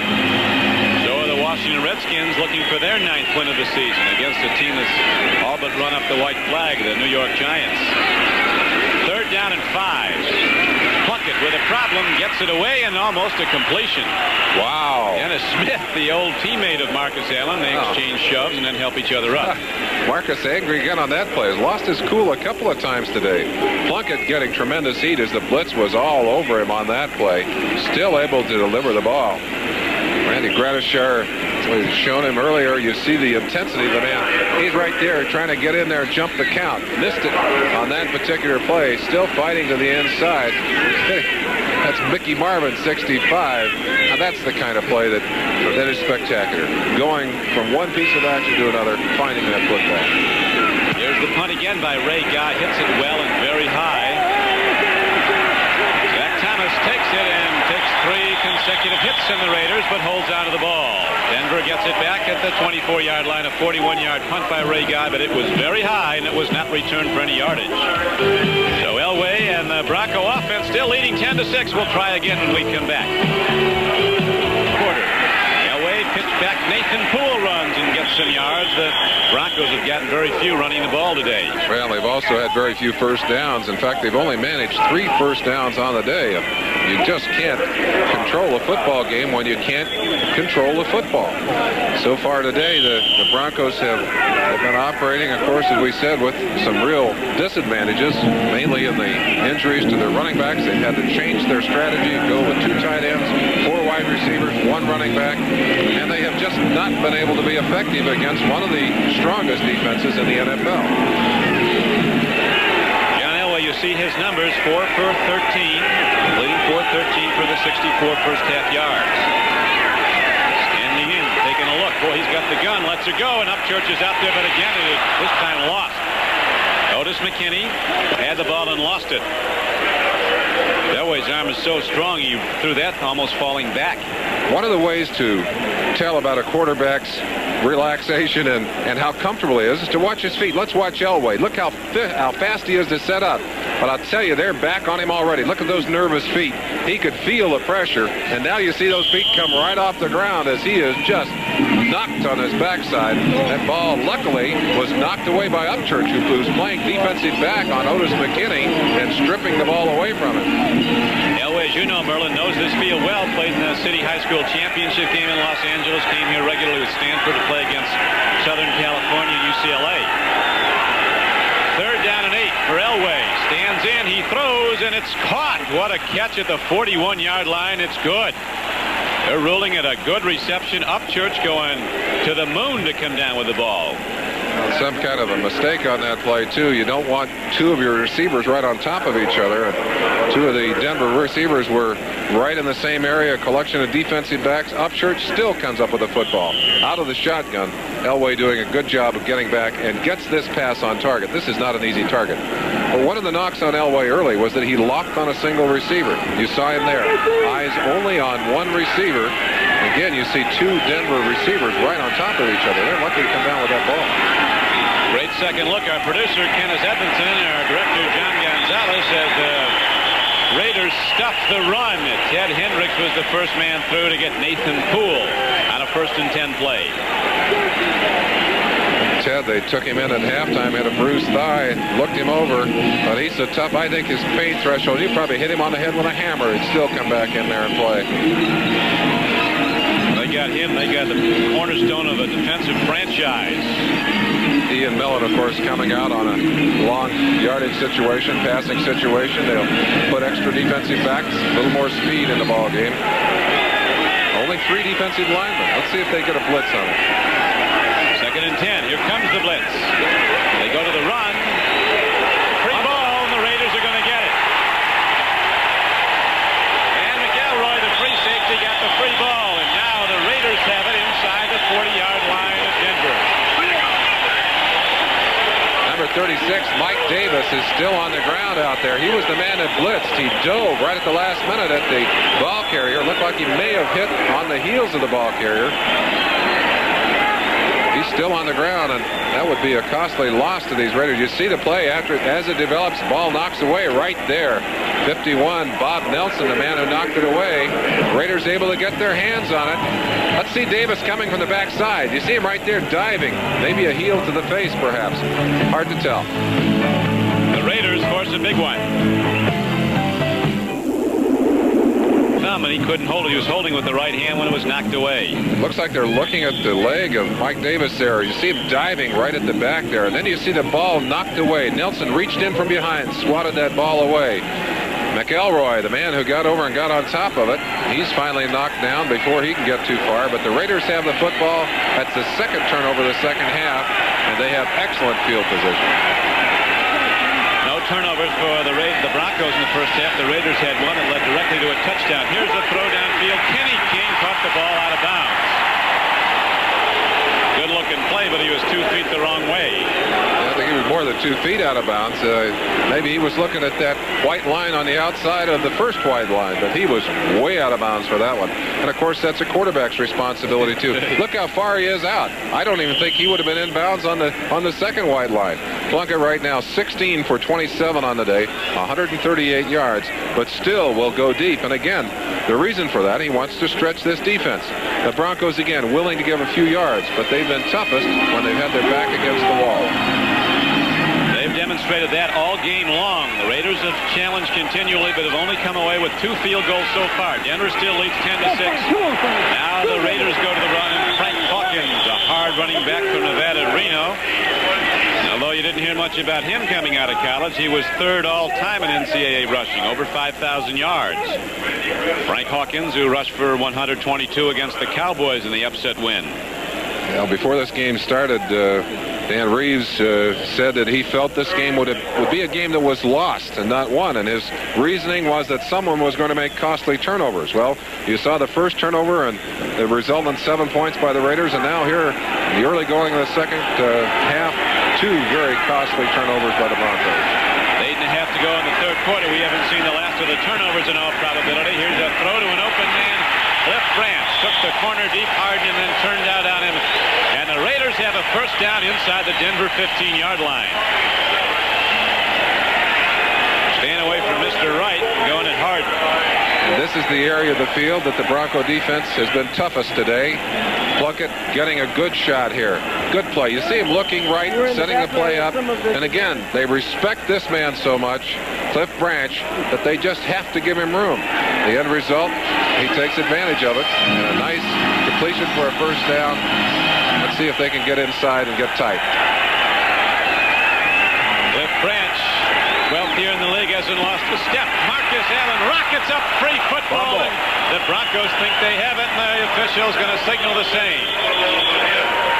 First official stepped in and waved that way, and now they make it official, and so the turnovers start to pile up. A second for the Raiders stops another Los Angeles drive. With most teams going to zone defenses down inside the 20-yard line, teams have gone more and more to running plays. But you've got to hang on to the pumpkin. Marcus Allen inside, and the ball stripped away. The man who comes up with it, number 53, Randy Gradishar. You'll think about not retiring. He may indeed. I know that Dan Reeves will be talking to him about that. The handoff on the run goes up the middle. There's some pushing and shoving and a penalty marker in addition, and Denver Bronco is down. Jack Egloff shaken up. Ron Egloff. Ron Egloff. Yeah, no question that they don't want him on the ground. We mentioned earlier that they've gone through 7 tight ends during this season, and that's one of the few that stayed healthy. He was knocking on wood in the dressing room earlier. I said, how have you been so lucky? He said, I don't know. So I just dodged the bullets, I guess. But I talked to some of the coaches and players for the Broncos. They don't want to see Randy Gradishar go. It's his decision. And Reeves, I think, will do everything he can to try and talk Randy into coming back for another year. But he does have a lot of options. He knows that he has other things he'd like to do with his life. And, well, there the yardage on the day. And you understand how important this Bronco defense is when you look at what the Raiders have been able to do and then look at the scoreboard and realize that they're still behind on the scoreboard. Offensive numbers certainly don't reflect the scoreboard. Denver continues to lead 10-6. They scored their points early in the game. They led 10-0 in the first quarter. Rolling down the run, number 64 of the offense, half the distance to the goal, still first down. That's Billy Bryant, the center, most dependable of those Bronco offensive linemen, and he's the glue that holds that offense together as far as the line goes. Excellent center. He was the offensive MVP for the Broncos last season, was Billy Bryant. Now, a 1st and 15 play. Winder puts his head down, but all he finds is a silver and black helmet to run into. As the Raiders continue to stop the Denver running game cold. And right now, Denver needs room to operate, because if they have to punt it away from their own end zone, the Raiders will be back knocking again. Well, and you find it hard to criticize a man who's pressed into service with a dislocated thumb and doing his best out there, but Winder has not run aggressively today, has been tentative in the way he's come into the line, and that has been a real deficit. He's run the ball now 10 times and has gained only 6 yards for the Bronco offense. And the carry previous to that, of course, was the fumble. And the Broncos took it right back from the Los Angeles Raiders. And now with Elway throwing a sharp ball into the middle, Upchurch makes a dive, but it's incomplete. And third down, and 13 comes up for the Broncos inside their 6-yard line. Well, you're not going to fool anybody with a play-action pass on that play. When your running game is not going, there's no sense in trying to fool people with play-action. Working one-on-one on Lester Hayes, and he does it as well as anyone around. Reads the play inside, and that ball is catchable, but it's thrown so hard. Elway has such a powerful arm, and he is really shooting that ball. I don't think he wants the interception here, but he's making it awful hard on his receivers to catch those footballs. Now the new wide receiver in the game, a rookie from San Diego State, Clint Sampson, and 4 wide receivers deployed. Zach Thomas, a little draw play. Nothing.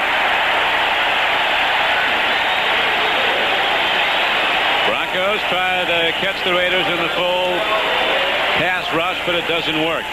Bill Pickell, a rookie from Rutgers. Oh, boy. Nathan Poole, who's the only virtually healthy back that the Broncos have, is still on the ground. Boy, they're going to have to hire an extra trainer. Poole has carried 5 times for 7 yards on the day, but let's give some credit to this Raider defense. Tremendous. They have made it very, very difficult for the Broncos to operate today. And mentioned earlier that statistically they rank very high, number 4 in the NFL total defense, 6th against the rush, 6th against the pass, and they've proved themselves very well today. On the whole afternoon, first half and second half, 13 yards rushing by the Denver offense, and woof. Boy, you got to do better than that. Well, the Denver offense came in as the least productive in the league, as you know, Merlin, in total yards per game. They were right down near the bottom in virtually every offensive category, but with a right arm like John Elway, that can change quickly. Well, it certainly can. You know, it's interesting. We can look at the negative side of that, but there's another side of it, too. When you look at a team that's had that much trouble offensively, the fact that they're still winning, the fact that they're still challenging. They're winning this game. Right. And they're challenging the Raiders. They'll step into a tie for first place if they finish this game ahead. Seattle was upset today, losing at St. Louis, so if the Broncos win this, there'd be a 2-way tie for first. If the Raiders win, they'd have a 2-game lead over Denver with just 5 to play. Prestwich hits a punt downfield, and Pruitt's going to return it from the Denver side of the 50. He's to the 45, end of the 40. Picket line is set. Look at this return by the Raiders, and Pruitt's all the way down to the 10-yard line. A tremendous special teams play by the Los Angeles Raiders. 38-yard punt, and Pruitt runs it back 35 yards. Some very costly breakdowns on special teams last week against Seattle, and so far in this game, they didn't have the problem. Suddenly, Pruitt able to get some good blocks. Ted Watts out in front of him, Derek Nelson out in front of him. Luke Prestridge, the punter, finally makes the tackle. Well, you're talking, Merlin, earlier about Luke Prestridge and all that size. He put it to good use there because Pruitt was heading for the end zone. But you sure put your defense under the gun when you hand the ball away on the 12-yard line and give it to the Raider offense. Give them another chance to punch it in.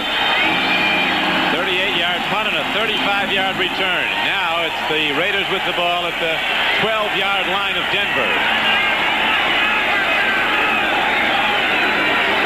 Plunkett looks, throws, and it's caught. Cliff Branch again. Down to the 7-yard line. Raiders can still get a first down.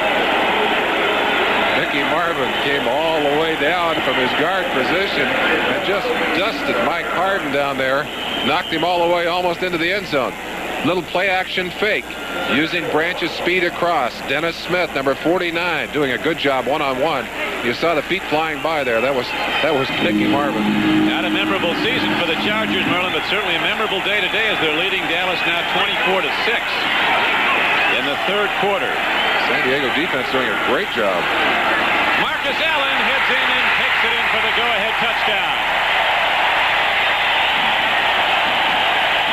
So the Raiders finally get in the end zone.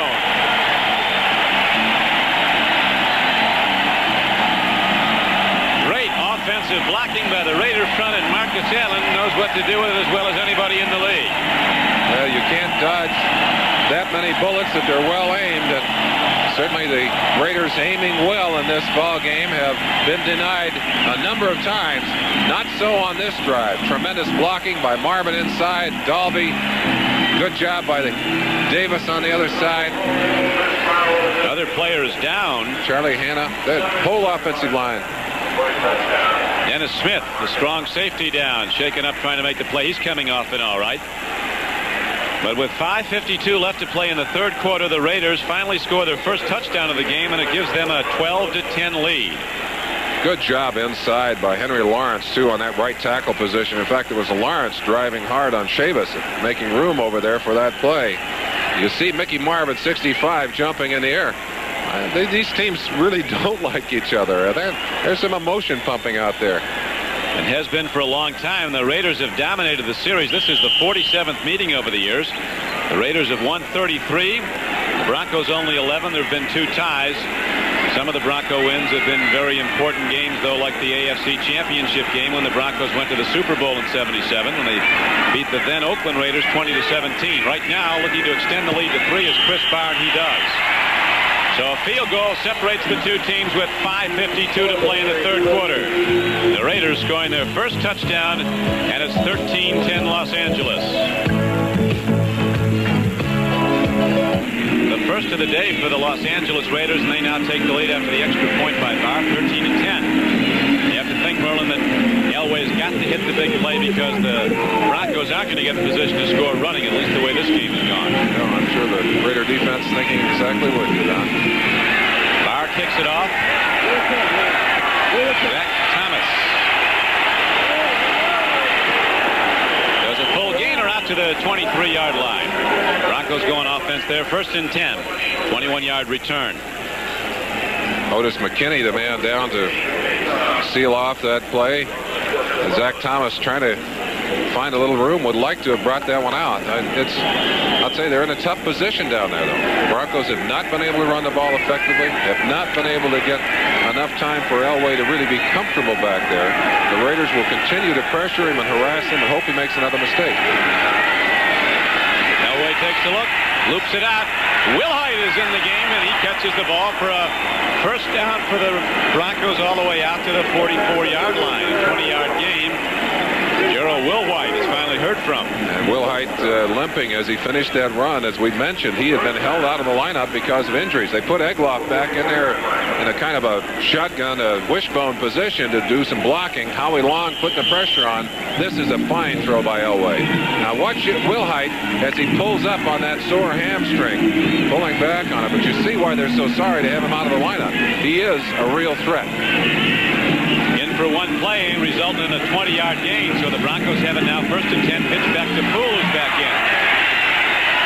And again, the silver and black stuffs the Denver run. Nothing at all with 5:25 to play in the third quarter, and the Raiders now in the lead 13-10 after trailing 10-0 in the first quarter and trailing the Broncos 10-6 at halftime. The Denver defense had kept the pressure off the offense as long as they could, but now with the lead transferred into Raider hands, the pressure is squarely on the Denver offense. They've got to get more points. A matter of getting the ball down the field. 2nd and 10. Raiders looking pass all the way. They'll have the defensive linemen coming all out. Let's see if they can handle them on the line of scrimmage. Single-digit numbers for the Broncos running the ball. Strike, but the man could not hold on. Ron Egloff coming across the middle is losing the ball at the 40-yard line. The throw was there, but a little bit low for Egloff. So was Mike Davis there, right on top of Egloff, making it difficult for him to handle that football. And boy, those are hard passes to catch. Those are zippers, and in the late afternoon light, not easy. Raiders, Merlin, probably play man-to-man defense more than any team in the league. Bud Grant, the coach of the Vikings, said he's not a proponent of that. Says one good thing about the man-to-man, if there's a mistake, you know who to blame. Now, they're going to be even tougher here in a couple of weeks. We'll talk about that after this play. 3rd and 10 from the shotgun. Elway sets. He's going to run. plays. Yeah, he's got to run now. He's over the line of scrimmage, and he bails out with the 12th man saving him. As all smart quarterbacks do. One that did was a guy you played against many times, Joe Kapp. But Grant asked him one day, he says, how come you never run out of bounds? You always want to take on a linebacker. He says, running out of bounds is for gringos. Well, you mentioned one of the all-time crazy quarterbacks, but one of the toughest too, Kapp. I don't blame Elway for going out of bounds. He's not going to win the game with that one situation. He didn't have anyone open downfield anyway. But it has been a frustrating afternoon for that young man. Everybody on both of these teams is well aware that 2 starting quarterbacks went out last week with injuries. Prestridge to punt the ball. He kicked it. The wrong part of that one. It's going to go out of bounds at about the 35-yard line. One of the most dependable parts of this Bronco team has been their special teams. And in the last 2 weeks, special teams have let them down. Prestridge running in a crucial situation last week, did not get a punt off, put his team in bad position, score followed. And right here in a situation where he would dearly have loved to put them down deep, he squibs it off the side of his foot, 14 yards. Well, that's an ugly punt. Ugly is an unplayable lie. Upset at Foxborough. Patriots beat the Dolphins 17-6. Miami 7-4. New England now 6-5. Upset at New York. Buffalo gains a share of the AFC Eastern lead, beating the Jets in a come-from-behind win. Green Bay upset the Vikings at Minneapolis today. Kansas City, and that was an upset. Cincinnati went in favored, beating the Cincinnati Bengals. KC over them. Bears haven't won many. They won one today at Soldier Field over the Philadelphia Eagles. The pitch back. Marcus Allen running, looking for room, and he finds number 66 there, Bryson Manor, to make the stop. Both these teams, the Broncos and the Raiders, were aided today by the development of St. Louis, where the Cardinals upset Seattle 33-28.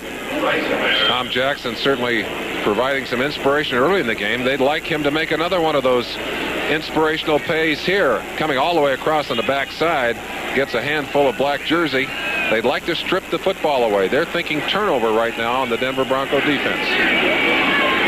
They forced 2 big ones. One led to the first touchdown of the game. The other stopped a Raider drive not that long ago. Plunkett pump faking, home run ball. A man is out there, and Louis Wright, look at this play by Wright, who lost his man, recovered, and then very nearly intercepted. Malcolm Barnwell running the fly. Looked like he was going to catch the ball. Wright came back, tipped it up in the air, and very nearly intercepted. Great concentration by both the receiver and the defender. Malcolm Barnwell sensing the underthrow of the ball. Louis Wright right on top of him. The ball batted high. You'll see it here. Wright getting a shot to bat it, and the ball hangs up there. Louis just fighting for a position, and you see the frustration. Had a feeling he might get a shot at it there, but it drops out of his hands. Plunkett's numbers not terribly impressive, but very solid. 18 for 30, 156 yards on the day. Raider turnovers on fumbles. Plunkett's not been intercepted. Now he swings it out to Frank Hawkins, who heard Jackson coming. And that's worth hearing because Jackson is a sticker. 3 times in the Pro Bowl. Jackson made a play today that led to the first touchdown when he sacked Plunkett from the blind side, and the fumbled ball in the end zone was recovered by Chavis for a touchdown for Denver.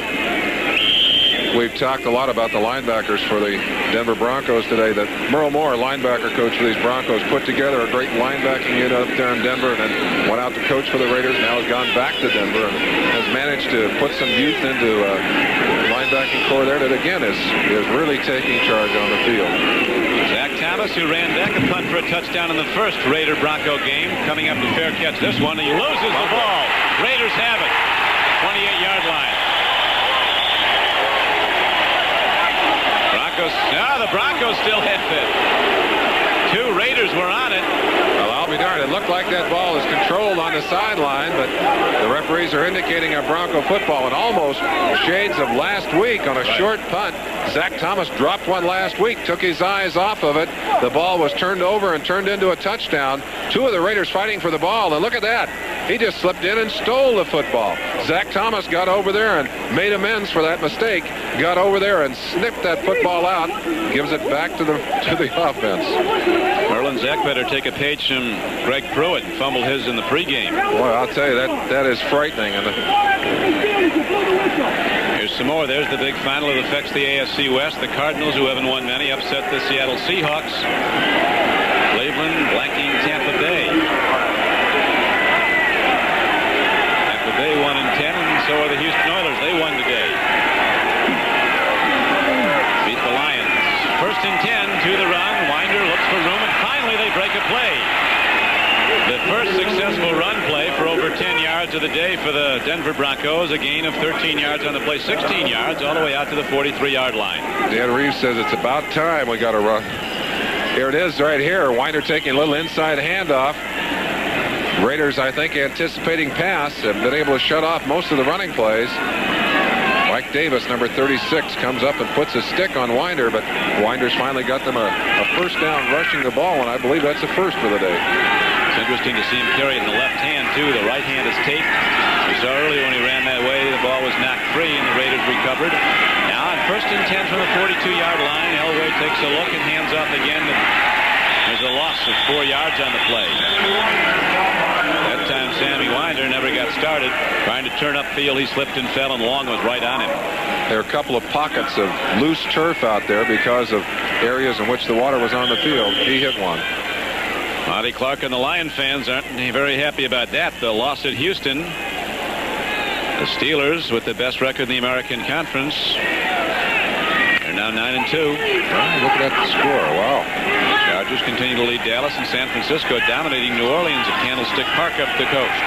It's now 2nd down at 13 for Denver. Elway looks. Look at that throw. Too much on it, though. A little bit behind Rick Upchurch. Earl Campbell, who'd asked to be traded publicly twice during the past week, had 105 yards rushing today for the Oilers in their first win in the last 18 games as they beat the Lions at the Astrodome. Well, we set the ball game. Talked first about the injuries to the two quarterbacks, the two replacements we'd see on the field today, and certainly passing out the report cards at this point in the game. Elway's not going to get much more than, well, he's hoping to get a passing grade, and if he doesn't do some better passing, he's not going to get one. But the Broncos are down by just 3 points with 2 minutes and a second to play in the third quarter. They're down at 13.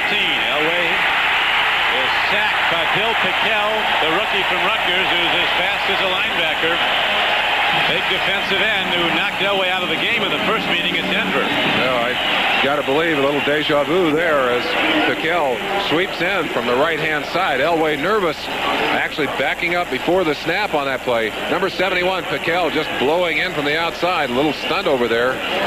Greg Townsend holding people down, and Pickell firing Elway right into the turf on that play. Prestridge gets another chance to punt. Let's hope he's put that last punt out of his mind. Get this one off. Boy, that's nowhere near his average for the season. He's had a rather miserable day. Like the receivers looking into their hands, the punter has to look it right into his foot. This time, Prestridge unloads, drives Pruitt back to his 34-yard line. Pruitt's run out of bounds across the 40 at the 42. With 1:19 to go in the third quarter, and the Raiders in the lead 13-10. Los Angeles goes back on offense. A 42-yard punt by Prestridge, an 8-yard return. Coming up next Saturday at 2:30 Eastern time, it's with Merlin Olsen. This is Don Criqui at the Coliseum in Los Angeles. Third quarter, late in it. Raiders in black with a 3-point lead. Marcus Allen, who carried for the only touchdown of the game for Los Angeles, runs the ball on first down across the 45 to the 46-yard line, where Rulon Jones knocks him down after a gain of 5. Raiders sending those big offensive linemen one-on-one, just driving people off of the ball. Rulon Jones falling off the block, doing a good job of making the tackle on that play. But because the offense had pushed him off the ball, able to pick up 5 yards on the play. 2nd down and 5 coming up for Plunkett and the Raider offense. 46 seconds to go in the third quarter, clock running. Bronco defensive line overshifts. Plunkett comes back the other way and hits Malcolm Barnwell for a first down. Plunkett's seen everything you can throw at him, every look there is. He went right back to the weak side. They have not been able to hurt Mike Harden deep. but they have been able to hurt him short. He's been playing off the ball. They've hurt him with Branch, and now they come right back and hurt him with Barnwell. Make the move like they're going upfield and break it off short. Been very effective for the Raider offense today and costly for the Bronco defense. Opposing quarterback today with the rare distinction of having been the #1 players picked the years that they came out of Stanford. Plunkett in 71 and John Elway in 83. The pitch back goes to Marcus Allen. Here's his 6th throw of the season. He's thrown 2 for touchdowns, and here's almost a third. Left Branch was open, and the ball was right there. Marcus Allen, who was an all-Southern California quarterback, is a high school player in San Diego, doesn't throw often. When he does, he's usually right there, and he was then. He's making like a quarterback, and he's going to pay the price. Don Latimer, 72. Watch this. Wow. Oh, that hurts from up here. But a perfect strike. Marcus, a high school quarterback, had that one right in Branch's hands, and Steve Wilson had no chance. If he can pull that one in, it's 6 points. Well, and over the years, you had to especially admire the courage of certain quarterbacks that stand in like that, like Marcus just did, throwing it. Right now, Frank Hawkins runs the ball on 2nd down and 10, gets it inside the 40 to the 38-yard line. It's amazing how someone, every nerve in their body is screaming, get rid of it, will stand there and take the hit. Well, that's the way you test the quarterbacks. You test their courage, Don, and you come to respect those that just simply don't care. They'll stand in there, wait till the last second, and they'll throw the ball knowing that they're going to get smashed. Who are some of the most courageous? Unitas among them, Bart Starr, Namath. You know, you go down quite a list of people that, and some who would duck away. Like me, if I was in there. We'll be back to the Los Angeles Coliseum right after these messages from your local station. Down, we're told it's a strained knee. Roger Jackson in his place, and certainly losing one of your best players has got to hurt even further. Good play. Raiders go to the run. Marcus Allen carries the ball on 3rd down and 3, and it looks like he's short. He is of the 1st down. You see the shadows lengthening across the field, the sun dropping low. It's going to be a factor here, especially as you go from right to left across the field. They're saying go for it. Bryson Manor made a great play on that last one. Dove in and got a piece of the ball carrier. And there goes the short yardage defense, or short yardage offense for Tom Flores' Los Angeles Raiders. He's responding to the crowd, and you can't blame him. When you've gone 5 for 5 in 4th down attempts, they've been pretty successful. Big play now as we open the 4th quarter. Second play of this final quarter, the Raiders leading 13 to 10, 4th and a yard. Second back through is Marcus Allen. He is through for 20. Down inside the 30 to the 28-yard line. Needed a yard, he got 7. Roger Jackson knocked him down. Physical fatigue beginning to take a factor. The size of the Oakland offensive line, straight ahead blocking. You saw what they were doing to the defense there. That advantage begins to show even further. Allen accelerating well.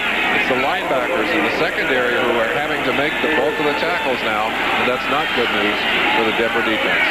Oakland's powerful offensive front pushing back the Broncos now again to the run. This time carrying the ball is Frank Hawkins, who threw a key block on that 1st down run the play before for Marcus Allen. Hawkins emerging as one of the conference's better blockers. He said to block is 20% technique and 80% heart. Look at these numbers. Rushing yardage for the Broncos, 26 on the day. The Raiders have not rung up impressive stats, but certainly have been able to control the football and have been able to have attempts to score anyway. You're getting that many shots on your goal, eventually they're going to get some in there. This is the area of the field, though, where the Denver Broncos have stood tall so many times previously in this game. The Raiders challenge. They stopped, and we'll see if they can now on 2nd and 4 from the 23. Plunkett has a problem, gets it away, and overthrows his man, Malcolm Barnwell. Very nearly a sack. They got to Plunkett for 4 sacks in the 1st half. He's been releasing it quicker here in the 2nd half. Jackson coming again on a blitz from the outside. He's in very quickly. Gets a blocker this time, but actually ducks inside the blocker. And even though he doesn't get Plunkett, Randy Gradishar able to get out. Tell Plunkett, you better hurry, get that one off, my friend. Malcolm Barnwell saying, hey, Jim, I'm a little tall, but I'm not tall enough to go up there and get that one. So it goes as an incomplete pass and brings up 3rd down and 5. Branch and Barnwell, why do you either side. The run. Good one. Pruitt carries the ball from scrimmage and gets it ahead for a Raider first down. He's to the 12-yard line. It takes a special kind of back to run that draw play, and there are some backs who are very effective. Greg Pruitt is one of those backs. Kind of hides back there and waits and doesn't try to hurry the play. Lets him come back and hand him the football, then picks the spot, accelerates. And when you're rushing the passer as a defensive lineman, very difficult to make a stop on a play like that. First down for the Raiders. It won't be 70 degrees and sunny next Sunday when the Raiders go to Buffalo to play the Bills, who are now tied for the AFC Eastern League. First game of the NBC doubleheader in many parts of the country. Right now, the Raiders looking to lock this one if they can. A throw to the end zone, incomplete to Todd Christensen. Very nearly 6. You think you draw a crowd down there when you waltz into the end zone? Let's watch Todd Christensen, number 46. Starts at about the 19-yard line, breaks it outside, and wants to find an opening down the middle. Mike Harden, 31, immediately on top of him. Roger Jackson, 28. Gradishar coming over. Good coverage by the Bronco defense. So now second down and 10 comes up for Plunkett and the Raiders. 18-yard line of the Denver Broncos. Raiders leading by 3 in the fourth quarter. Hawkins runs. He has plenty. And he might take it the distance. He does. Touchdown, Los Angeles.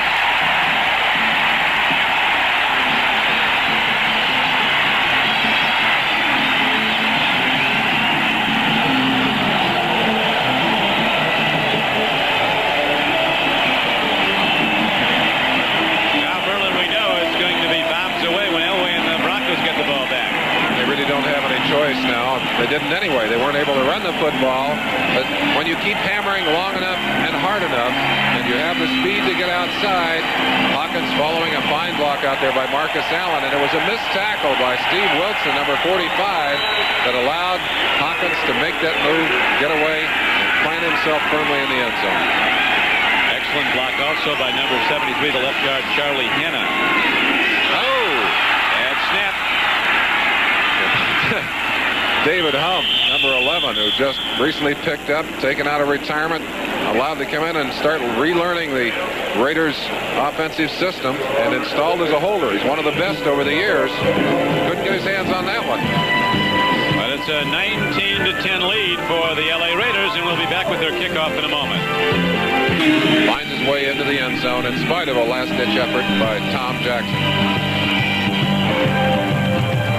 Coliseum in Los Angeles, clear and sunny, a 2-game swing in the AFC West on the line with the outcome of this game. If the Raiders hold on and win it, they'll have command of the division by 2 games over Denver and Seattle with just 5 to play.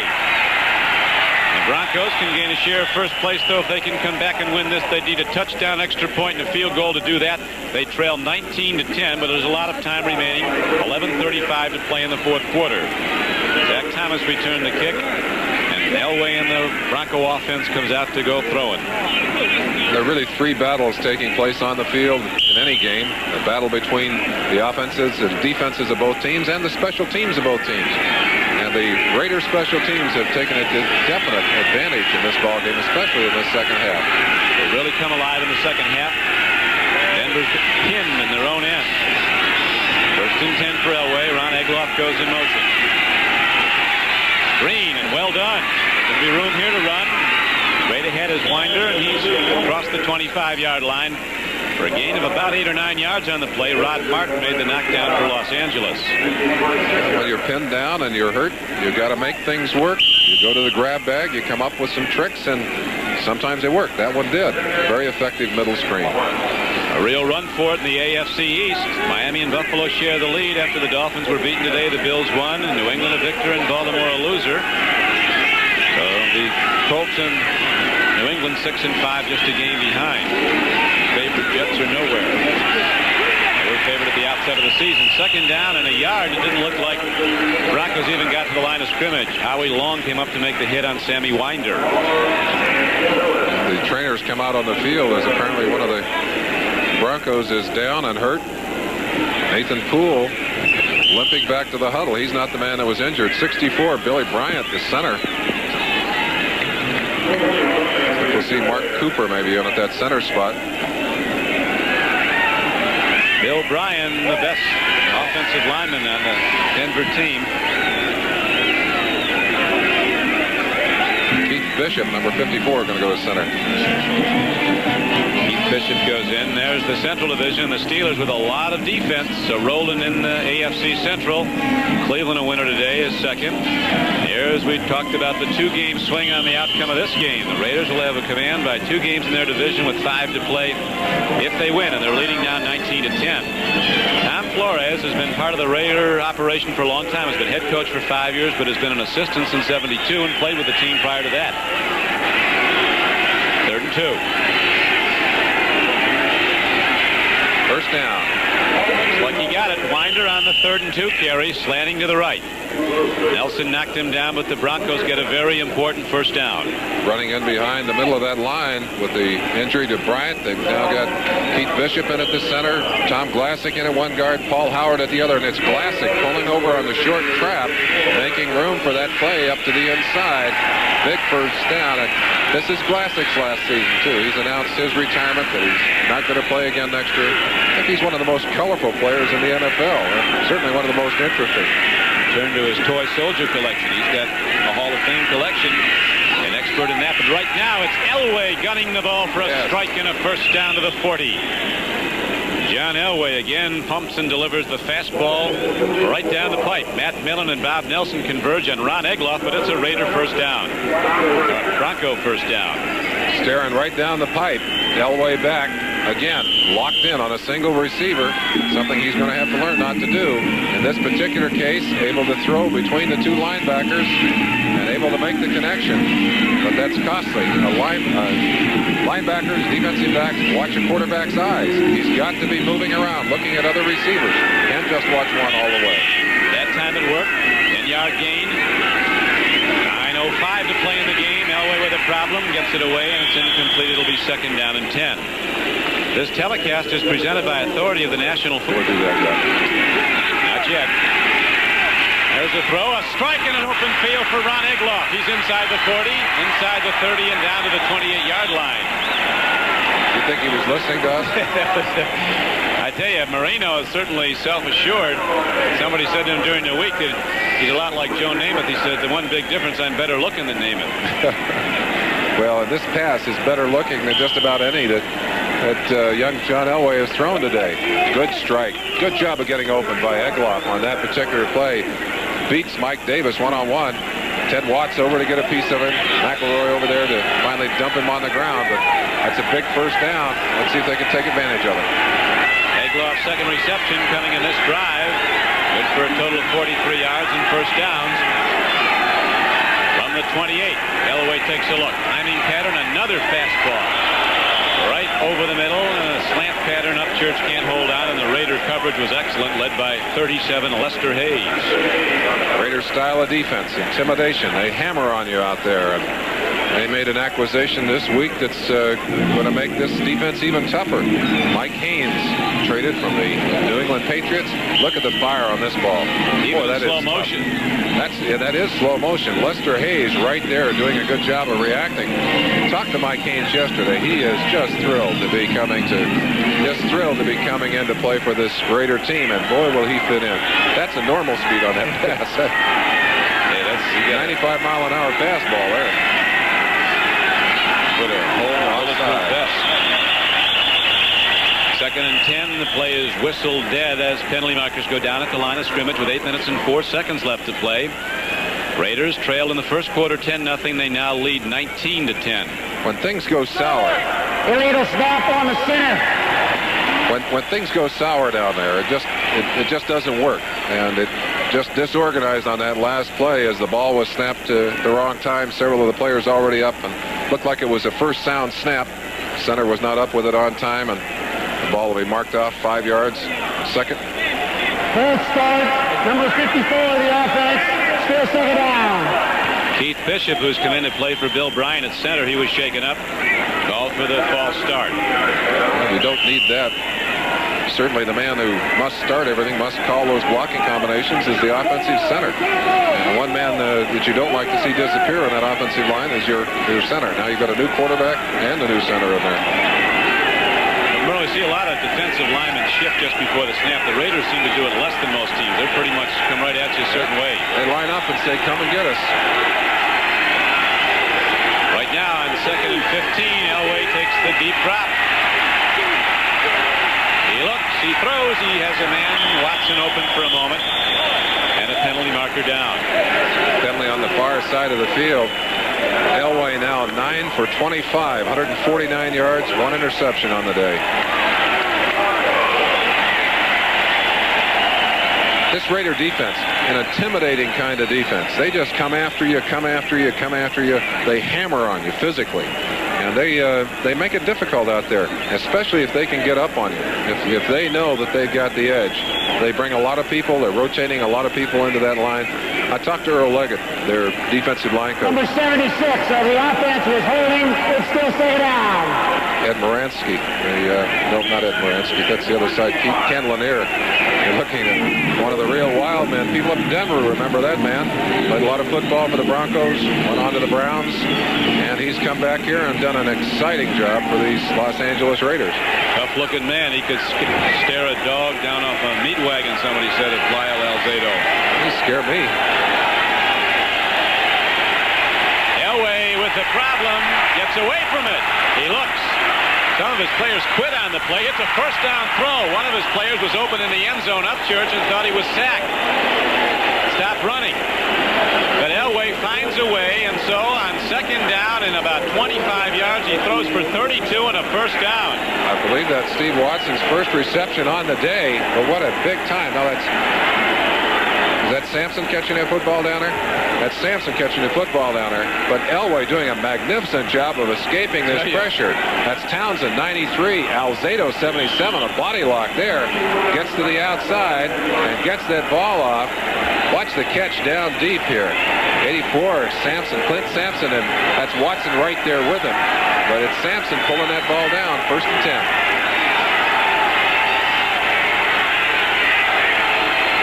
Broncos down close for the first time in a long, long time. Here is a throw. It's incomplete, but there's a penalty marker. Watson was interfered with. It'll be 1st and goal for the Broncos inside the 5-yard line. Ed Watts called for the foul, and John Elway looking at the end zone from pretty close to point-blank range. And we got another flag down. I believe Watts may have said something to the officials that drew an additional penalty. 20 on the defense. First down.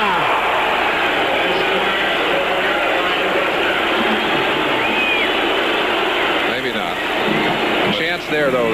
You get the feeling. Steve Watson, well, you notice how upset Watts was. Steve Watson using his body to shield himself from that defender so effectively, and that really caused a problem. Watts had nowhere to go. Came in over the top. Cost himself the penalty. And in the 4th quarter, when the Broncos needed it most, Elway has started to throw strikes. Now it's 1st and goal from the 4-yard line. Raiders lead 19-10. Elway throws. Watson loses the ball and lost it. Very close to a reception. Lester Hayes split it up, though. A big play by the all-pro corner. He had it just long enough to have possession. Even if he knocked it away, it would have been a touchdown. But the official right there ruled he did not have it long enough. 3 people doing a spectacular job. It was a great throw by Elway, who's under pressure here. Has to bring it down and throw it the 2nd time. Gets the ball off. Watson had to go high in the air to get the football. Now watch him as he's coming down. Hayes is coming up and knocks the football away. If his feet touch the ground, that's a touchdown. But just as his feet are coming down, he's got to get both feet on the ground. Hayes knocked that football away. Brilliant play. Really was, as you said, Merlin, an excellent play by 3 players. Now the Broncos will try again. 2nd and goal from the 4. Timing pattern. Oh, man was open, but Elway was short, and he knows it as he pounds the fist into the turf. Upchurch turning out. Upchurch is angry. I don't blame him. He got himself open. He said, hey, it's tough enough to shake these black jerseys. Give me the football when I get open like that. Hell, and no one will be harder on himself than young John Elway. Elway will be angry that he did not get that football to the open receiver, and a lot of pressure right now on the offense. Here it is. Elway throwing, and he's under pressure again. But that ball to a wide-open receiver has got to be out there so he can catch it. Upchurch says, hey, come on, get it out here to me. And Upchurch also, I think, lost some footing, cutting back the field wet. particularly in the perimeter area after 2 days of rain. I think cutting hard to try and get back to that football, though. Now it's 3rd and goal. Elway swings it out. Wilhite loses the ball. Wilhite does well to come up with it. If it was ruled a lateral, it was a free football. And I believe they're going to call it I believe that they are going to call that an incomplete pass and not a lateral as they mark it back to the line of scrimmage. But it doesn't do any good. It's still going to be 4th down. Reeves can't believe it. I think he's a little upset with Wilhite. Elway looking across, waiting for Wilhite, threw it behind him. Wilhite had to turn completely around to try and catch that ball, and that's the one thing you can't afford to do when you got that back going out to the outside. The ball's got to be in front of it. Elway now 6 for 15, 117 yards in the second half. Of course, that interception also coming in the second half. First half, he was only 4 for 12. Carlos can bring the Broncos to within 6. High snap, but the set down and hold are very good. Luke Prestridge doing his job well, and Carlos responding with the field goal. And now it is a 19-13 game, and we still have 6:35 left to play, so looks like we're going down to the wire. Theron had the option of going for the field goal on the next time down. But Elway has demonstrated he can open up the Raider defense. At least he has done so here in the 4th quarter. A good kickoff by Carlos. Yoki Williams, 5 yards deep in the end zone, will not bring it out. So the Raiders will go on offense, holding to a 6-point lead with 6:30 to play. 1st and 10 for Jim Plunkett and the Raiders at the Los Angeles 20. And again, Plunkett's numbers certainly not overwhelming in this day of passing football, but more than adequate to get his team on top today. And of course, the one costly mistake he made was the fumble early in the ball game. The ball knocked loose for a touchdown, but he has come back to play very sound football. Now the thing you've got to do defensively, the Broncos thinking to themselves, don't give anything big, but let's take that football away. 6:30, plenty of time. Jim Plunkett wants to move downfield in a hurry. He throws and hits his tight end for a 1st down. Todd Christensen over the middle, and Plunkett with a perfect throw to him, and the ball is out to the 33-yard line. Confidence is such an asset. The Raiders have that kind of confidence in Todd Christensen and their short passing game. They're not afraid to throw the ball under a critical situation like that. And Christensen, after being shut out early, has come back for 4 catches and big yardage, and certainly some of them very key to Raiders' success. They have been, and he's just worked harder to get free. He's got to fight off. For a long time, he had to fight off Louis Wright, then a linebacker. He's been open for a moment, and Plunkett's delivered there, and now he does again. Another 1st down, a quick out going over to Cliff Branch. These are high percentage passes, the kind of passes that are not going to be intercepted. I mean, if your man doesn't get that one, if Branch doesn't get that pass, that ball's out of bounds. So they're playing smart football here. They want to eat the clock, drive down the field, love to get some more points on the board, and force the Broncos to go for even bigger points on their side of it. The precision of a veteran quarterback and offensive team. 2 quick throws, 2 quick 1st downs, and both times they keep it inbounds and keep the all-important clock running. 5:15 to play in the game. Raiders 19, Broncos 13. Marcus Allen, nothing in the middle, so he takes it to the outside, and he is ahead for very close to 1st down yardage. So the Raiders, when they need it badly to keep their lead protected, respond with 3 consecutive 1st down plays. If this one is good for 10, if it's not, it'll be short by inches. There's a fine line aggressively on the defensive side between going after the football and putting yourself at risk. And when you start trying to tackle the football, when you start trying to make the big play, there's always the danger that the offense will break the big one on you and get away. Right now, it's important that the Broncos play steady defense, that they take the football back, but there's still a lot of time left in this game. That's going to be a 1st down as Allen was able to get enough on that particular run. Good job by Marcus Allen. Has over 130 yards for the day as Elway waits to get back in and get another chance. Marcus Allen with 83 yards rushing and 49 more on 6 receptions. Broncos have played a 4-man defensive line virtually throughout this game, and I believe the reason more than anything is because of injuries to their linebackers. They've done a fairly good job, but again, they're just being pounded and pounded and pounded, gradually wearing down under that big offensive line of the Raiders. Raiders closed with a big win in the final minutes at Kansas City last week. Now they look look to protect this 6-point lead. Hawkins runs the ball, not very far, and a first down carry, got to the 43. Jim Ryan, one of the linebackers, knocked him down. And the clock continues to wind down, 4:15 to play. Ryan's done a good job of staying in that lineup. An injured ankle kept him out of last week's ball game. He's come back well. Sam Bogosian there, offensive line coach, talking to Tom Flores. What a fine job Flores has done. I don't think he ever gets enough credit. Certainly deserves a great deal of credit for the way he handles the Los Angeles Raider organization.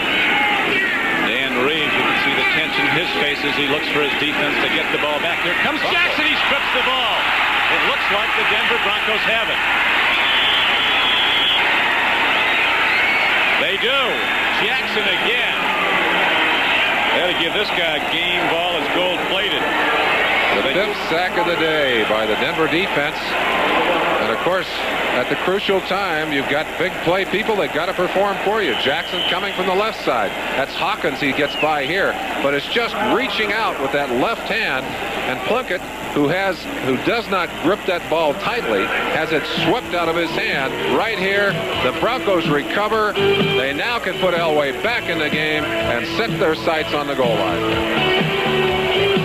Get our own team. We've got Merlin Olsen, his brother Phil Olsen, and Bobby Chandler. A longtime Buffalo Bill and L.A. Raider in their championship year, the last one. Looking out as Elway throws and hits his man Nathan Poole. He's ahead for about 10 yards. He's down to the 32-yard line and gets out of bounds with 3:34 left to play. Elway doing a good job on that play. He is. He looked deep, watched the receivers, did not have the kind of opening he wanted. Flashed left, picked up Nathan Poole in the side and hammered the ball to him. Poole getting down very close to a first down. And the thing you don't want to do here is get greedy. You don't want to get greedy. 2 reasons for it. First, your percentage passes are all lower passes. And second, an awful lot of time on that clock. You'd like to use some of it in that drive. 3:34 left to go. The Broncos trail 19-13. Nathan Poole runs hard and he works hard and gets a first down. Nathan Poole is down close to the 30-yard line, so it's going to be a first down for Denver. He stayed in bounds, and with 3:19 in the clock running, the Broncos huddle somewhat at their leisure. I think they're of your thinking, Merlin. They don't want to try to get it all at once and give the Raiders time to get back. First, they've got to get some. Well, Nathan Poole only 9 yards on the day, but those were 2 of the most important that he'll get during this entire day. And now the Raider defense, their thought down there, very simple. They've got to play conservative enough not to allow the deep shot, but they've got to push hard enough not to allow the drive to continue. 1st and 10 for Elway and the Bronco offense. Just outside the Raider 30. And a throw. Here comes the rush. He eludes it for the moment. Now he has a problem. He can go, though. You talked about his 4.7 speed, and John Elway might take it in. He's down to the 6-yard line. Ted Watts got him, but now the Broncos have the ball. 1st and goal at the 6-yard line with 2:28 to play. A 24-yard run by John Elway. Elway standing in tough. Will feel the pressure from the outside. Howie Long ducks under Howie Long. Now look at how many Raiders he has in pursuit. Just a matter of speed. Outruns Millen right there. Breaks into the open. He's pointing out his blocks. I believe that's Upchurch down there. And it's Ted Watts who slips off Upchurch's block and makes the stop. But great position here. We got a timeout called, I believe. I don't know who they called it for, but 2-minute warning. Okay. And now, here comes another one of those fantastic finishes with the Broncos challenging to go ahead. Broncos looking to gain a share of first place in the AFC West. They seemingly were out of it, down 19-10, and the Raiders had the ball. Now, after the 24-yard run by Elway, the Broncos challenging 1st and goal. Elway again outruns the pursuit. Throws, it's incomplete. Watson was close. It came in a little low. That's not a bad idea to throw it low, Merlin, because these guys can intercept anything up. You got to put it away. You can't give the ball away down there. This is probably your last shot at it.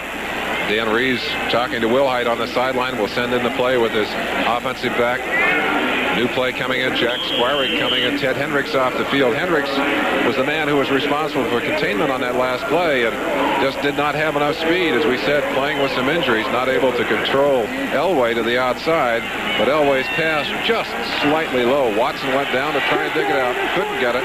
Second about 7 yards to go. Let's see what they got in mind. The tension really mounting now. The game clock down to 1:53 to play. Second and goal for the Broncos from the 6. They go to the run. Wilhite turns the corner. He's inside the 5, but he's not there, and the clock runs down to 1:45 and ticking. Gerald Wilhite, you see him limping as he comes back in there, operating on a bad wheel. Here comes another injured player onto the field. Sammy Winder. At this point, you send out what you got. Yeah, you got to put him on the field. Both teams have all their timeouts at this point. That was Wilhite's first carry of the day. Ran pretty well, considering the problems he's had with his legs. Third down, 4 yards to go. I think you got to put this ball in the air. That adrenaline will ease some pain, and it's pumping now. Third down and goal. Broncos. Nobody set in the backfield, and Elway gets set. Takes a look. Takes it up the middle. He's in. Touchdown, Denver.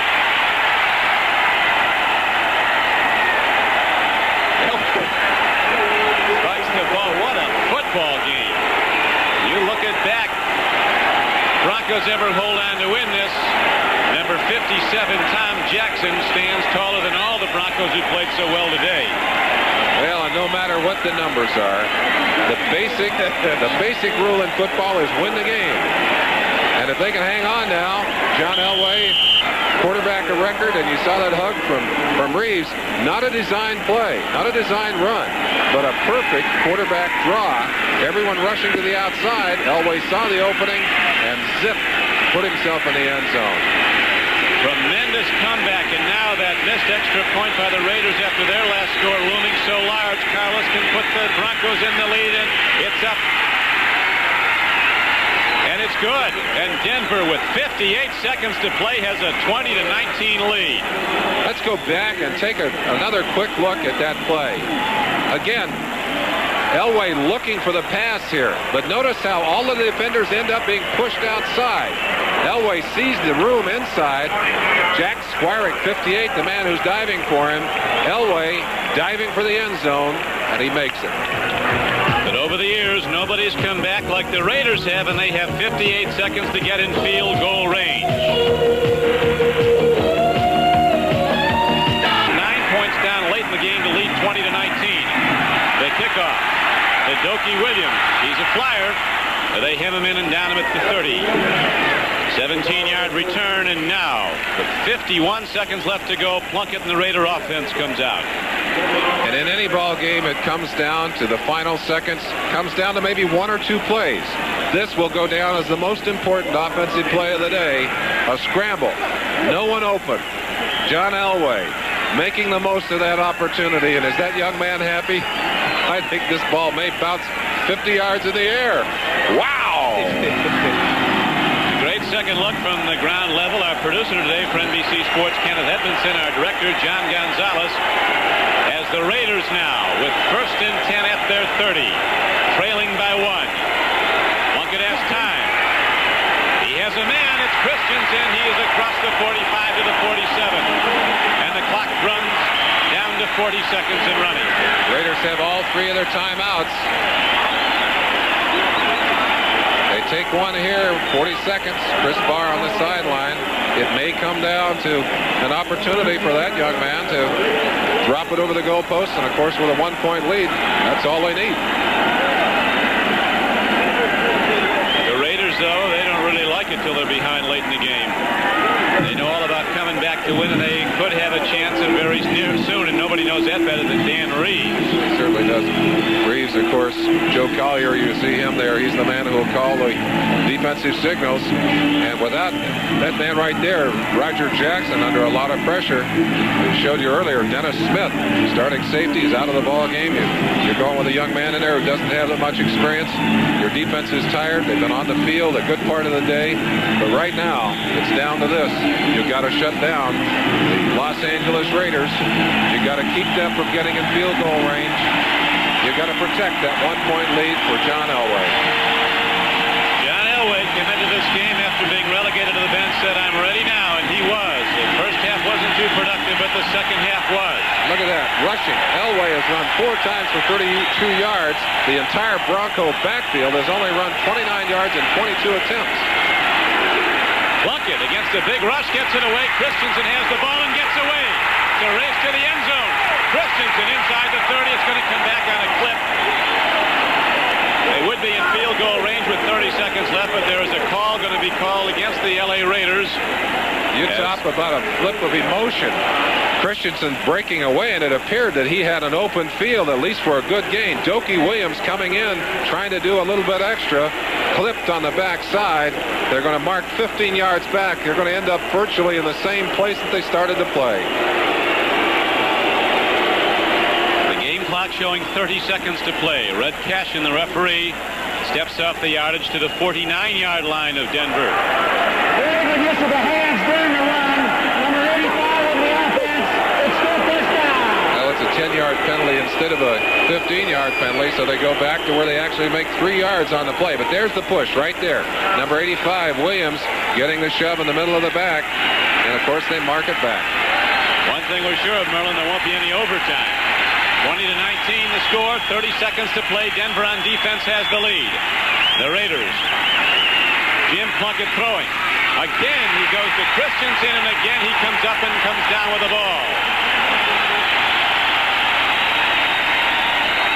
Down to the 36-yard line. It's still long field goal range for Chris Farr with 23 seconds to play. Wilbur Myers, number 29, all over the intended receiver. They're still able to go up and bring that football down. You see Todd Christensen applauding out there saying, "Hey, we're still in this thing." And, of course, that's what's on the line. The lead in the AFC West, owned now by the Raiders. These Denver Broncos would love to pull them back into a tie. Little clamp right there. They're trying to get in on Plunkett. What a great catch. Up and over the top.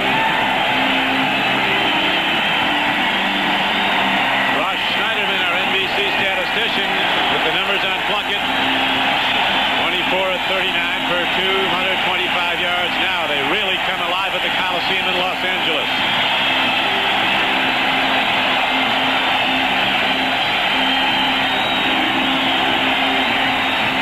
Christensen shut down early in the game. Merlin has really got some numbers now.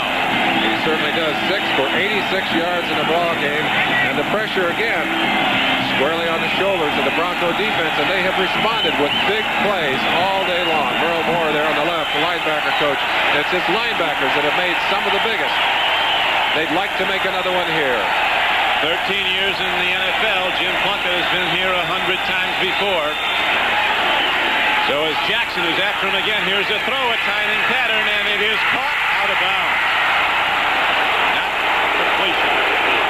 Dokie Williams had it, but both feet came down on the white chalk. A great adjustment to the football. Dokie Williams covered down the sideline, one-on-one. The ball thrown short. He jumps back. That's Roger Jackson. No, excuse me, Steve Wilson, 45, covering him. But you look at Dokie. He looks down, and he can see those 2 feet in the white stripe. No reception. 2nd and 10 from the 36-yard line. Big down. They're all big at this point. 17 seconds left to play in the game. Denver 20. The Raiders 19.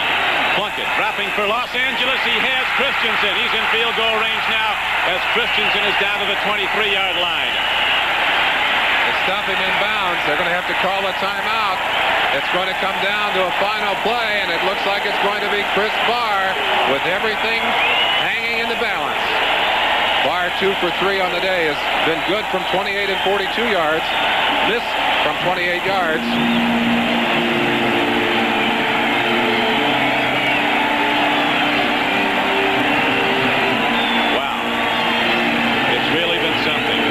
Broncos came in here, shaken up,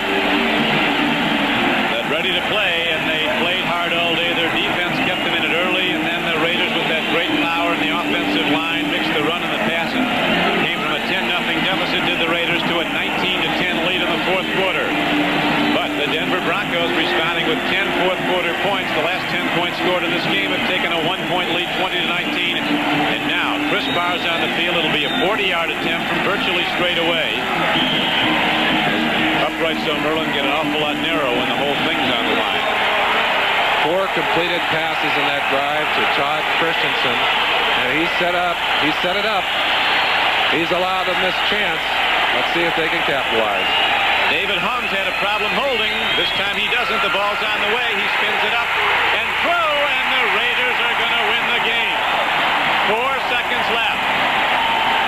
Chris Barr, when he had to deliver, did, and the Raiders down with 58 seconds to play, take a kickoff, drive down the field, despite a penalty, get in position, and then hit it when they had to and take a lead with just 4 seconds to play. It's not over, but really it is. We talk about the emotional highs and lows of professional football, and here within seconds, you've seen both. On this last play, the ball in the air. We'll let the coaches tell you whether it's good or not. Great shot. What a tremendous game. And even though Dan Reeves is hanging his head over there, got to be terribly proud of the way his team played today. So many injuries, so many problems. They were able to overcome them. They played some great defense. They did make some costly mistakes during the day, but I got to believe Elway found a little maturity out there today. A lot of maturity. Well, we have a moment. Our thanks for the help in the booth to NBC statistician Ross Schneiderman, to Dennis Mnuchin, Tim Tallman, and Shep Goldberg. As now, with 4 seconds left to play, the L.A. Raiders find a way once again as they've done over the years. I've got to believe that David Hung, with his first action in a ball game, just coming back to the roster, had to be a little shaky out there holding that ball for Chris Barr. But when he had it, he did it. Remember, the last extra point was missed. Now they don't want him a chance to run it back, so they script it downfield unless the Broncos can bring it down. Get a 2 seconds left, 2 seconds to run on the clock, and now it's gone. Time is out. The Broncos leave in defeat, but it was a tremendous effort by the Denver team. I believe they're going to wind some time back onto the clock. Anyone could call timeout. Receiver immediately after touching the football indicated timeout. I don't think this ball game is over yet. 1 second on the clock. Put 1 second on the clock. Out for one play. Now, what kind of play do you have in your arsenal that will allow you to go from your own 14-yard line all the way to the end? Let's look at the play, the smart play. Steve Wilson, 45, coming up. He's not the man that gets it, though. Zach Thomas, and instantly called a timeout. Enough to stop the clock, but virtually an impossible situation for the Broncos. I think what they have to run here, Merlin, is that play that Cal beat Stanford on last year. Well, where's the band? Can we get them to come onto the field? Their 8 guys handled it. Elway, 11 for 30 in the game, or 190 yards. Was intercepted once, as you see. Now, one last throw for John Elway. The Raiders got guys playing 70 Lester yards. Hayes is about 50 yards back. And that is a long ball downfield. It's tipped in the air, and the game ends. A great effort by the Broncos, a fabulous comeback by the Raiders, and the Los Angeles Raiders take a 2-game lead in the AFC West. With seconds to play, they go in front 22-20, and that's how it will end. And the black and silver again showing their character, showing the kind of confidence they have. Elway met them, but he had his troubles, and it's a Raider game when we finish. Another day at the office for Don Flores. We'll be back following these messages.